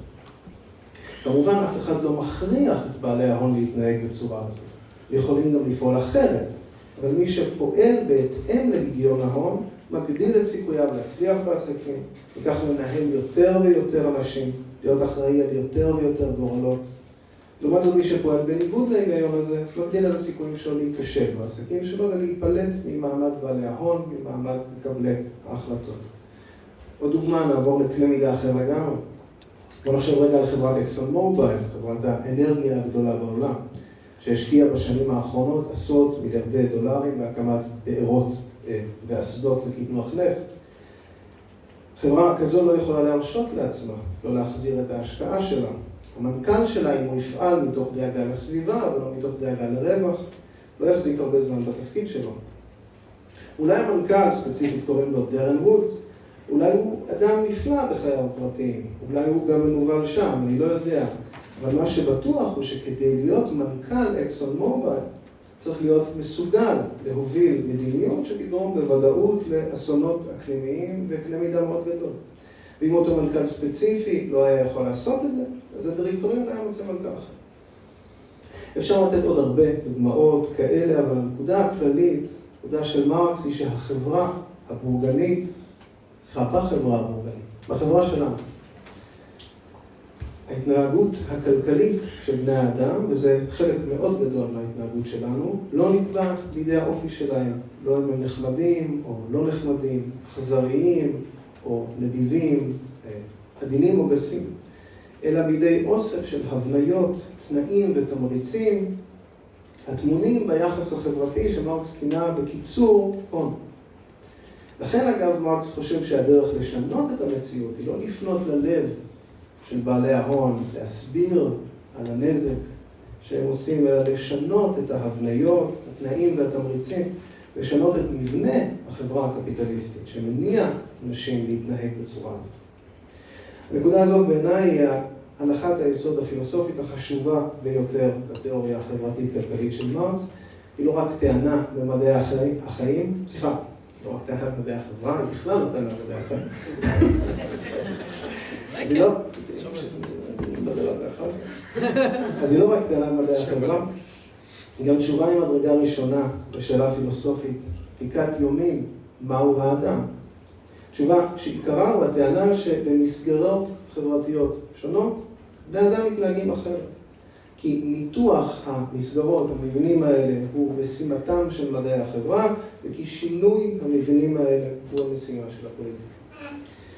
אז הטענה הזאת, כאמור, הנחתה את העבודה של מרקס על הספר שלו, ספר הקפיטל, ספר ההון, ספר שמוקדש לניתוח האילוצים הללו, המבנים הללו. מדובר באחת מנקודות, מהנחות היסוד המובלעות של הספר הזה ושל המרקסיזם בכלל, הנחות יסוד שלנין דיבר עליהן, ולמזלנו, מרקס גם העלה אותה על הכתב, בסתיו 1857, במבוא לביקורת הכלכלה המדינית, שהוא החלק הארי מתוך הספר שאנחנו משיקים הערב, אז אני לא פרסתי כאן את כל מה שיש מרקס להגיד על ההון, כמובן, זה עיקרון נמצא בקפיטל, רק נתתי טעימה מהרעיון הזה שמופיע לראשונה במבוא, ואני מקווה שעשיתי לכם חשק לקרוא את הספר.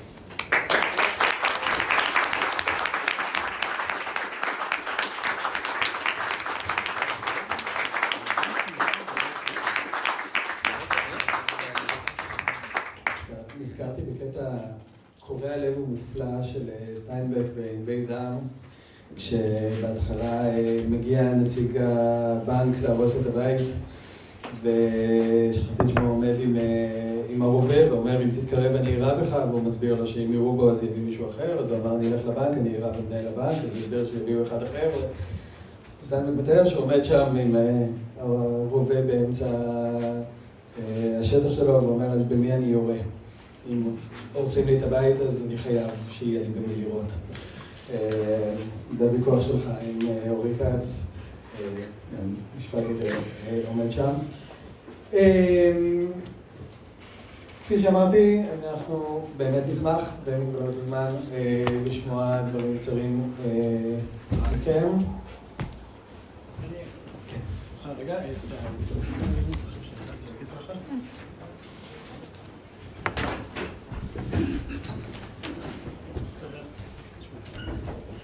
קודם כל אני רוצה לומר... רגע, אני רוצה אותך לרגע, אפשר להנמיך את האורות בזמן שאנחנו מתגן אותנו. מקבלים מהקהל? אני רוצה לומר קודם כל... תלחץ הון. הון? תלחץ הון? או! קודם כל, אני רוצה לומר שאני אישית נרגש מכמה וכמה דברים. קודם כל, אני נרגש שאני חבר ביחד באותה מפלגה ובאותו סניף עם החבר טל.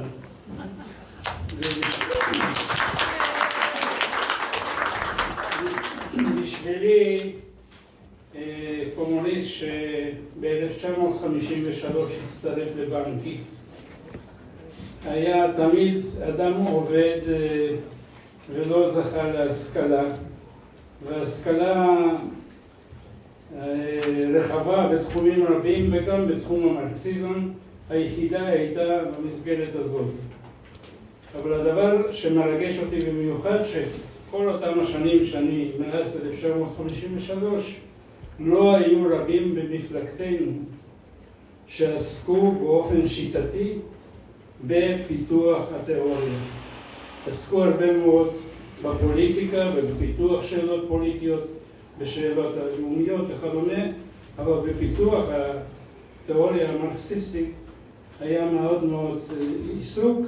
אולי יוצא מן הכלל שאני זוכר זה היה וולף ארליך שעשה עבודת מחקר בנושא של הציונות שכדאי להתעכב עליה. אז קודם כל מרגש ותודה רבה לך. דבר השני, עד כמה שאני מכיר את מרקס, ואני כשאני מדבר על מרקס תמיד אני לא משאיר אותו לבד, אני תמיד מזכיר גם את אנגלס, בשבילי הם ביחד. אבל זה שני אנשים שאומנם עסקו הרבה מאוד במדע, בתיאוריה, בפיתוח, במחקרים, בכתיבה, אבל הם עסקו גם במהפכה המעשית. ואני מציג בפניכם, המרצים, את האתגר. האתגר, מה עושים? אני לא קראתי את החיבור, אתה פחות או יותר תיארת אותו. דרך אגב, טל היה היחידי בין המרצים שהפך את הדברים שישנם בחיבור גם בדוגמאות קונקרטיות איך להשתמש בהם בפעילות המהפכנית המעשית שפונה אל בני אדם שאינם חוקרים ואינם דוקטורים, אלא שהם אנשים, מה שנקרא, מהעמך, אנשים עובדים. ואני מציב את האתגר בפניכם, מה אתם עושים עם כל החומר הזה, אם ניתנת לכם הזדמנות למשל, להרצות בפני עובדי הייטק באיזשהו מקום, בארוחת הצהריים שלהם, בתקופה הזאת. לפי דעתי, זה האתגר הכי הגדול בשימוש של אותם החומרים שאחד כמוך טרח להביא אותם וביישום שלהם, ובוודאי בכתיבה יוצרת בתנאים הקונקרטיים הישראלים, בכתיבה יוצרת בתחומים שאתם עוסקים בהם. תודה רבה. תודה רבה.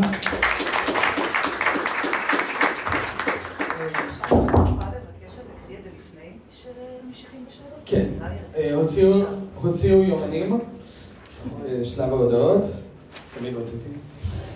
יום חמישי, מחר, 8 בבוקר, הפגנת שיבוש, יום השיבוש, הפגנה יהודית ערבית בכיכר השעון ביפו.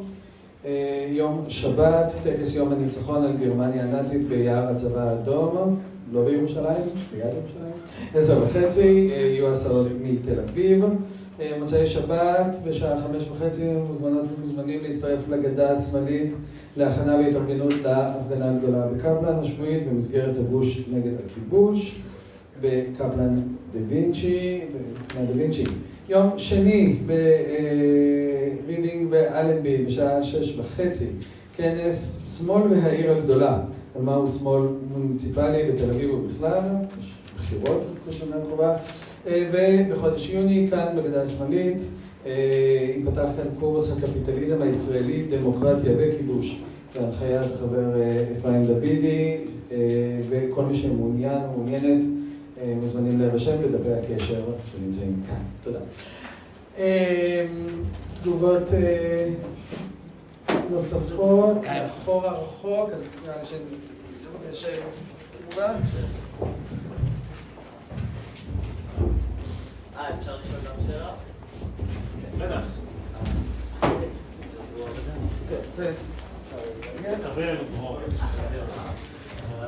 טוב, גם אני רציתי לשאול שאלה שהיא בתחום הקונקרטיות הפוליטית. מה? השם אמנון. אנחנו עכשיו בזמן העברת התקציב החדש של ישראל בשנתיים הקרובות, ויחד איתו עובר חוק ההסדרים שידוע בשמו הרשמי חוק להגברת התחרות הכלכלית, שאפשר להבין מה האג'נדה שעומדת מאחוריו.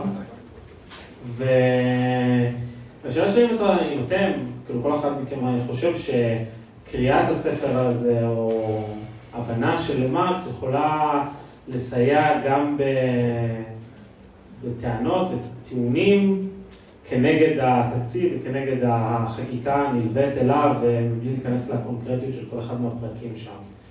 והאם, שוב דיברת על פעולה מתוך הפוזיציה של מנכ"ל אקסון, אז גם בתוך הפוזיציה של מי שעוסקים בשאלות האלה, האם שווה לנו לקרוא את הספר הזה לפני שאנחנו קוראים את התקציב?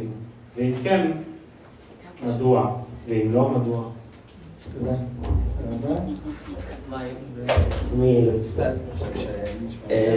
אני רציתי, אחרי שכל החברים שדיברו בו מקודם, גם רציתי לשאול בעיקר שאלה תיאורטית, אבל אחרי שהחברים דיברו על הקונקרטי, רציתי אולי גם להוסיף קצת נגיעות קונקרטיות למה שרציתי לומר. אני בעיקרון כאילו דיברתם פה ושם על מה זה, כאילו דיברתם ברפרוף מאוד, על מה זה תודעה, כאילו האם האדם יכול לשנות את המציאות, ודיברתם על זה ממש, ואני חושבת שזה כאילו, לדעתי, המהות של מרקס. ואם כבר ורציתי לשאול כאילו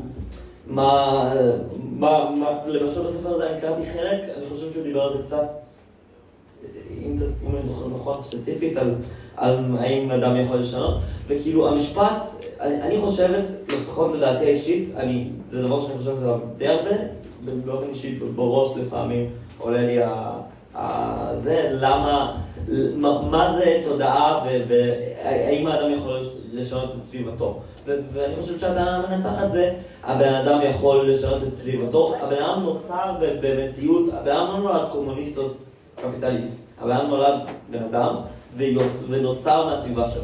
וברגע שהוא מחליט, ומרקס נותן את כל הכתבים האלה, לא בשביל סתם, בשביל פלספנות פילוסופית אוניברסלית של אוניברסיטאות. זה בשביל באמת לעשות את האקט הפוליטי הזה, שאנשים יבינו, זה לא גם שהוא איזה קוסם, או מחשב, או אלוהים.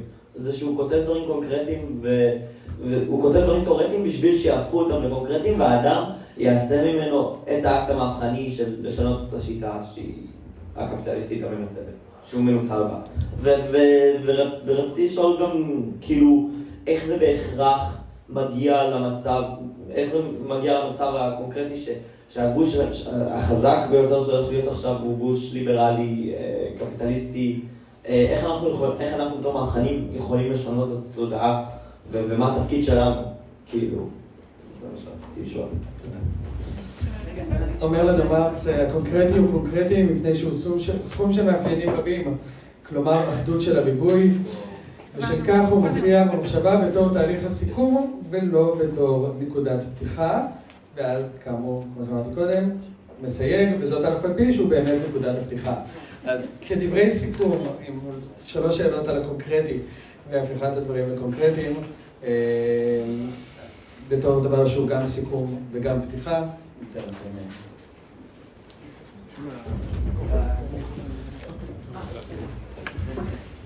עכשיו אני אתחיל. שאלות קשות מרקע לזה אתחיל. טוב, יכול להיות שמתן יהרוג אותי, בגלל שכבר פעם קצת התווכחנו על זה. אבל...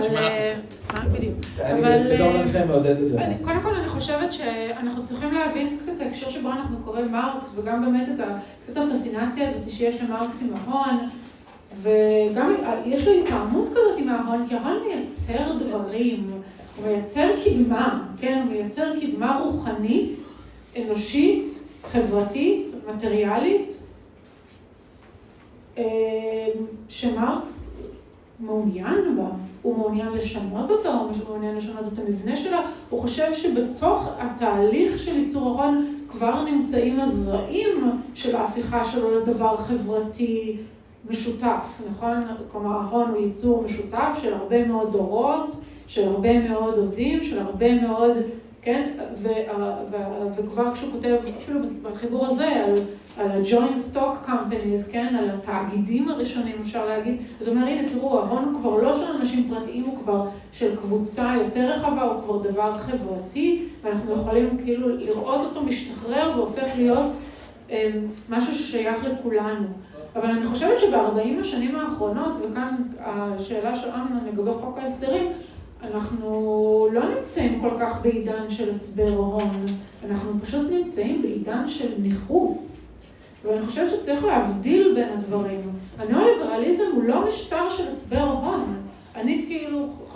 בגלל זה אני כאילו מבחינה בין בעלי הון, ומה שאני קוראת לו אליטת הממון, שזה פשוט אנשים שבאים וגונבים, כן? לא כל רווח הוא הון, אוקיי?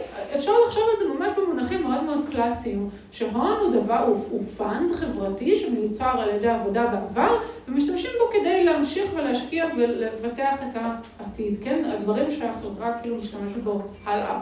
אבל תסתכלו על ישראל, שאנחנו פשוט מכירים את הסיטואציה, כן? מה הושקע פה במשהו? איזה הון נוצר פה? פשוט גנבו, כן? כאילו, לקחו כסף שאולי נגיד, אוקיי, אפשר להגיד הרבה דברים על הציונות המוקדמת, אבל לפחות הון היא יצרה, כן? בנתה אוניברסיטאות, בנתה בתי חולים, בנתה, כן? קראתם את דן בן דוד? אפשר לדבר עליו אחרי זה. אבל, כאילו... מפעלים? בנתה מפעלים, בנתה דברים, נכון?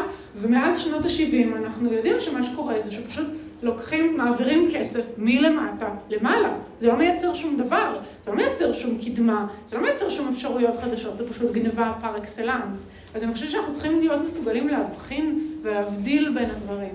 אולי גם בתוך זה להיות מסוגלים להבחין בין אנשים שהם באליטה או בעלי הון, שהם כרגע שותפים פוליטיים שלנו, לצורך למשל יצירה מחדש של איזה שהם תנאים חברתיים בסיסיים, שהם לא רק לגנוב מעניים ולתת כן, לפיננסיירים, ומי שהם חד משמעית לא, אוקיי? נגיד כמו יצרני נשק. ודבר נוסף שאני חושבת שהוא השאלה לגבי ההייטק ולגבי בכלל, וגם משהו ששכחתי להגיד, אז אני פשוט אשחרר פה, זה שאני חושבת שאחד הדברים שמרקס כאילו אומר לנו בטקסט הזה ובהרבה טקסטים אחרים, זה שבתכלס אין דבר כזה חוקיות חברתית, ואין דבר כזה מדעי החברה, אלא בקפיטליזם. זאת אומרת, זה שלחברה יש חוקיות, זה שאנחנו יכולים לנסח את החוקים ההיסטוריים של הכלכלה וחוקי התנועה של הכלכלה וכל הדברים האלה, זה תוצאה ישירה של אובדן החופש שלנו. כי כבני אדם פוליטיים, פוליטיקה היא לא דבר של חוקים. פוליטיקה זה מאבק, זה כן, זה המקום שבו אנחנו נלחמים אחד בשני, שבו אנחנו מייצרים דברים חדשים, רעיונות חדשים, תופעות, התארגנויות חדשות, דמיונות חדשים. כן, זה לא דבר שיש לו חוקיות. פוליטיקה היא לא מקום של חוקיות. פוליטיקה היא מקום של צ'אנס, כן? של משהו שפשוט ממש, כן? של מאבק, של הפצעה, של זה. הדבר הזה, העובדה שלכלכלה יש חוקיות, שאנחנו יכולים לדבר על חוקיות חברתית, היא תוצאה של אובדן חופש. היא בדיוק הביטוי של הניכור, כן? של התנועה הזאת, של הקפיטליזם, שהיא תנועה של compulsion, שהיא תנועה של כפייה. וכאן אני חושבת נמצא המתח בין תורת מרקס, או התיאוריה של מרקס, שהיא תיאוריה שמנסה להסביר את החוקיות הזאת ולהבין אותה, ואולי להבין בתוך החוקיות הזאת איך אנחנו יכולים לפעול איתה ונגדה. כלומר, איך אנחנו יכולים למצוא בתוך החוקיות את אותם מקומות ספציפיים שאנחנו יכולים כאילו לפעול מתוכם כהזדמנויות, אבל זה לא הפוליטיקה.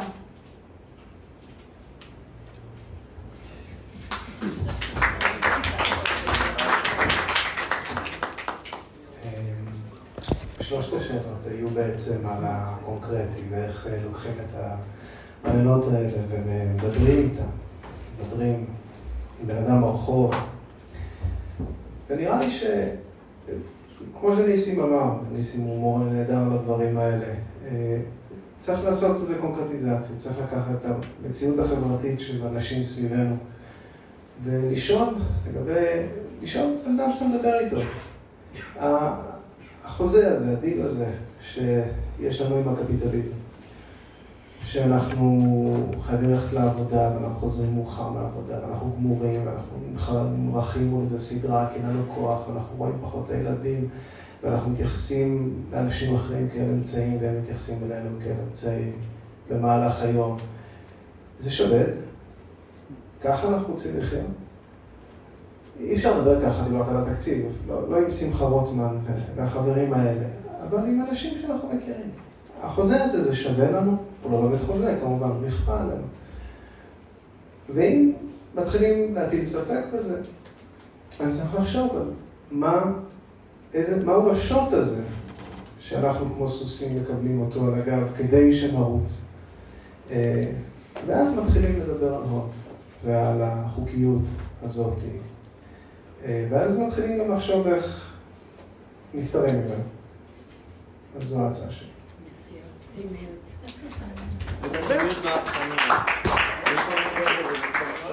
אז באמת, אני גם קורא את כל השאלות, כשאלות על מה יש לעשות, כמו שקרא לזה, ושאלות חשובות, ואני מרגיש שחם קודם אני אגיד שיש המון השלכות פוליטיות לספר הזה ולהגות של מרקס בכלל. באמת אפשר לקחת כמעט כל משפט בספר הזה ולהוציא ממנו מסקנות פוליטיות. זה מצריך עבודה, ואנחנו לא בכך גם תמיד נסכים על מה המסקנות הפוליטיות האלה. למשל, אני לא אתחיל אפילו עכשיו להגיב לאלעד, בגלל שיש כל כך הרבה שאני מסכים, כל כך הרבה שאני לא מסכים, וזה ייקח את כל הלילה רק כדי להתחיל לעשות את ההפרדה הזאת. אבל אני פשוט אקח את הזדמנות כדי לדבר על השלכה פוליטית אחרת שאני חושב שיש, שהיא לא הוזכרה כאן עדיין, חוץ מבהרצאה שלי, והיא, זאת אומרת, אם אנחנו לוקחים כנקודת מוצא את העובדה שיש דברים שהם מחוץ להון עדיין, כן? למשל, וזה ייקח אותי למרקס הרומנטי, בהכרח, אין ברירה. עצים ופרחים ואהבה, הם לא נשלטים, או לפחות לא נשלטים לחלוטין על ידי ההון. האהבה? כן? לא נשלטים. לא לחלוטין. לא השתכנעת מאווה אילוז. לא, בלשון המעטה. ואלה נקודות שמהם אפשר גם להתחיל לבקר את ההון. ואפשר גם להתחיל לבנות את הבסיסים שמהם אנחנו רוצים את המלחמה שלנו. ובהקשר כאן, אני לא רוצה שזה יישמע מופשט מדי, בהקשר כאן, כן, רסן כנפני, מרקסיסט פלסטיני דגול, אמר, הוא הגדיר את הציונות, אחת הגדרות שלו לציונות, הוא אמר, הניסיון להפוך כלכלה ערבית חקלאית לכלכלה תעשייתית בשליטה יהודית.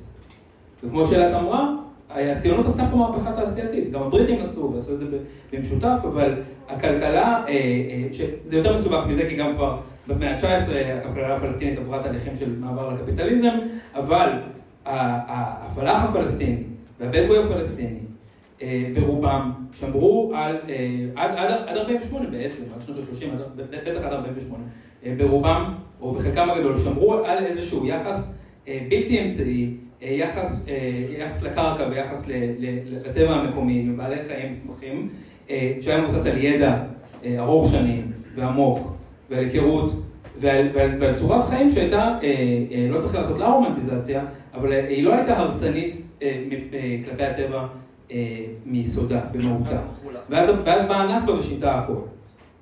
אז באה הנכבה ובעצם סימנה את ההשתלטות של הציונות הקפיטליסטית, לטעמי הייתה קפיטליסטית בתחילתה, על המרחב פה, כן?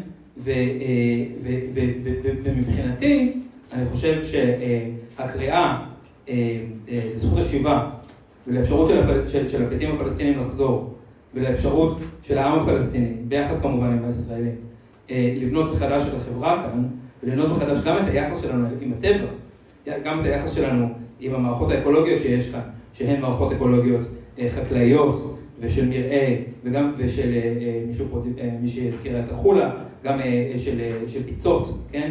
שהיו יקרות ערך ושהושמדו כמעט לחלוטין נשארו כמה כיסים של זה, איך שאני תופס את הפרויקט של השיבה, ואיך שאני תופס את הפרויקט של עבודה יהודית-ערבית משותפת למען העתיד של הארץ הזאת, היא בין היתר גם בייצור מחדש ובשחזור ובשימור של המערכות האלה ושל היחסים היותר תקינים ויותר בריאים שאנחנו יכולים לקיים עם מערכות שקיימות כאן בארץ. אז זאת השלכה פוליטית אחת, אני חושב, של התיאוריה. אין לי הרבה מה להוסיף, אלה באמת שאלות מאוד מאוד קשות. ואני חושב שצריך להודות, אני חושב שמתן היה זה שאמר את זה, אין אצל מרקס מתכון איך תראה חברה שאינה קפיטליסטית. כן, יש כותרות ויש סיסמאות, צריך להגיד את זה בפעם? אלעד. אוקיי. אז יש כותרות ויש סיסמאות, ויש הרבה מה לא. אנחנו רוצים לייצר ולצרוך ולהתייחס אחד לשני באופן שיהיו בו לפחות 3 לאווים, כן? זה צריך להיות לא על בסיס של ניצול ולא על בסיס של נישול ולא על בסיס של ניכור. אבל צריך להודות שאנחנו לא בכך יודעים איך לעשות את זה. מה שכן אפשר אולי להתחיל ולעשות, זה, אם אני מתחבר לדברים שנאמרו כאן, זה לשאול אנשים אם הם באמת חושבים שהחופש שלהם הוא חופש. לפעמים באמת מגלים תשובות, כמו שטל התחיל לתת, אני יודע שאני מגיע הביתה סחוט ורואה סדרה שאני לא באמת נהנה ממנה, ואני חושב שהיא זבלית, ואני אפילו יודע שהיא מהונדסת בצורה כזאת, שאני אהיה מכור להם. אלה הרבה דברים שאנחנו יודעים, אבל אנחנו בכל זאת מקבלים את הצווים האלה, כי בדרך כלל השיחה הזאת נגמרת במשיכת כתפיים ובאין ברירה. אולי במקום הזה של המשיכת כתפיים אנחנו צריכים איכשהו להתעקש ולהמשיך לשאול את האנשים האלה אם זה חייב להיות ככה. אם הייתי מדבר בארוחת צהריים של עובדי הייטק, יכול להיות שהייתי מנסה בכוחותיי הדלים להגיד להם, אתם באמת חופשיים כמו שאתם, אתם באמת חושבים שאתם באיזשהו, גם אם אתם חושבים שזה כלוב זהב, באמת אין איום על העבודה שלכם מצד ההודים לא נושבים לכם באורי ועוד מעט יעבירו את העבודה שלכם לבנגלור, הביטחון שלכם הוא לא יותר יחסי ומפוקפק ממה שנדמה לכם, וזה שאתם מעלים את מחירי הדירות בתל אביב, אתם לא משתתפים כאן במשהו שאתם, אם הייתם שומעים שהוא קורה באיזה מדינה אחרת, הייתם חושבים שזה למה שהלכת לנו לעשות תעמולה לפלג הכי ריאקציוני של הפרולטריון? כן, זה גם... אפשר ללכת לדבר עם קופאיות ברמי לוי בבקשה, אני מעדיף. אני מעדיפה גם, כן. אבל אולי צריך לחשוב באמת איך מדברים עם שני הקצוות האלה, בגלל שהן שני קצוות של איזושהי בעיה, ובגלל התודעה שמיוצרת אצל אנשים. נדמה לי שאתה כיוונת להייטק, באמת בגלל שחלק מהאשליה שמוכרים להם זה שזאת עבודה שאיכשהו פתורה מהבעיות שיש לקופאיות, או להשתתף הכלים. הייתי מציע לך שתחשוב עוד פעם שתדבר... כן, זה לא מתכון טוב, מה שאני אמרתי כאן.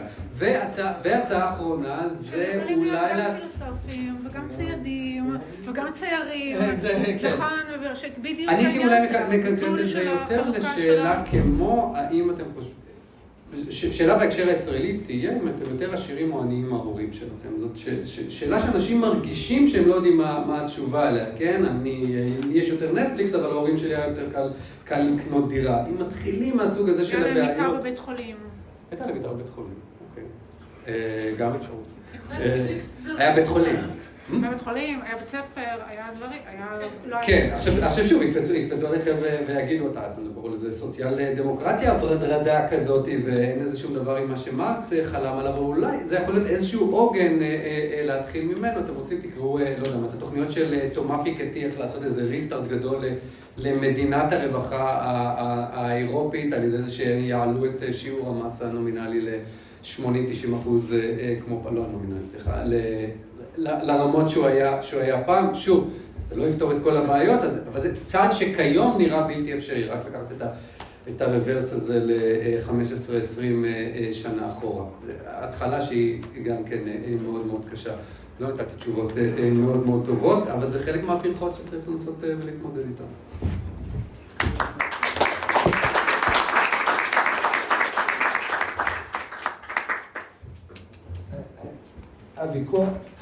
הוויכוח שלך עם כץ, אני חושב שהוא משקר. הוא משקר כשהוא אומר שבעולם יש אירועי יחידים. ואם שוב אנחנו מדברים על המופשט והקונקרטי, אני אגיד שלהיכנס לחדר של פועלי הייטק, של עובדים, של החלק הריאקציונרי ביותר, הכל נכון. הכל נכון, אבל הנה המופשט והקונקרטי, והנה התיאוריה המשחררת. אני חושב שרק מרקסיסטים, או אפשר גם את זה לסייג, שנכנסים לחדר ורואים מעמד, מסוגלים להתחיל לראות שם פרטים ואנשים, ולדבר עם אנשים על החיים שלהם. אני לא יכול להיכנס לכיתה ולא לראות מעמד, מגדר. אני לא יכול להיכנס לכיתה ולא לראות בני אדם. ואני חושב שכשנכנסים, אני חושב שהפעולה הפוליטית, העבודה הפוליטית, הקסם המטורף שלה, כשהיא נעשה טוב, אפילו כשהיא נעשה רע, בטח כשהיא נעשה טוב, זה היכולת ליצור כיסים בתוך עולם ששקרנים כמו אורי כץ אומרים שרואים שם בני אדם, ובאמת לראות בני אדם. ובזה יש משהו משחרר באמת, ובשביל זה אני צריך מרקס, אני לא יכול בלי זה.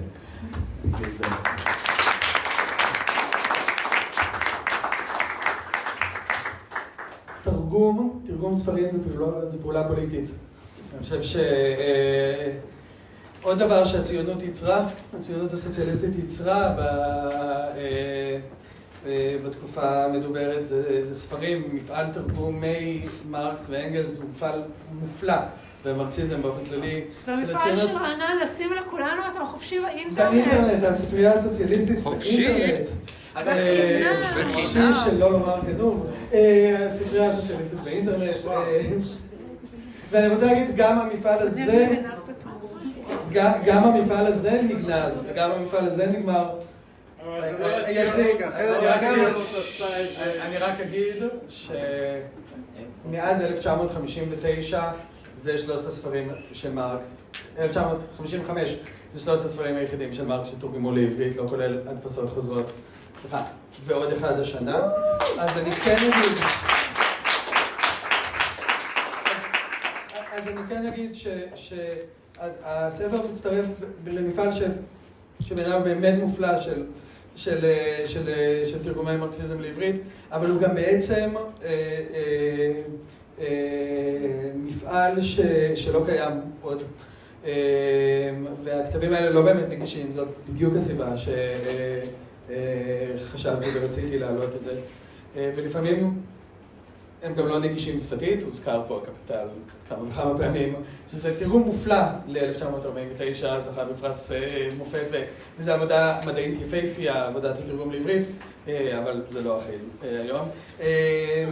טל, הסתכלתי על אחת מההתכתבויות הראשונות שלנו, ולפני יותר מ5 שנים כתבת לי, אני מצטט, סליחה שאני חושף התכתבות פרטית, אני תרגמתי את המבוא כמעט בטעות. תרגמתי אותו מתוך כוונה ללמוד אותו יחד בסניף תל אביב, ואז כשהיה מוכן אמרתי לעצמי, למה כבר לא להוציא אותו?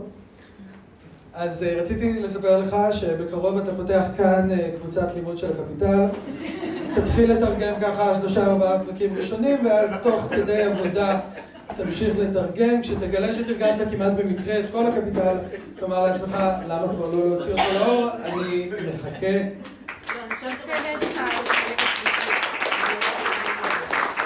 תודה רבה.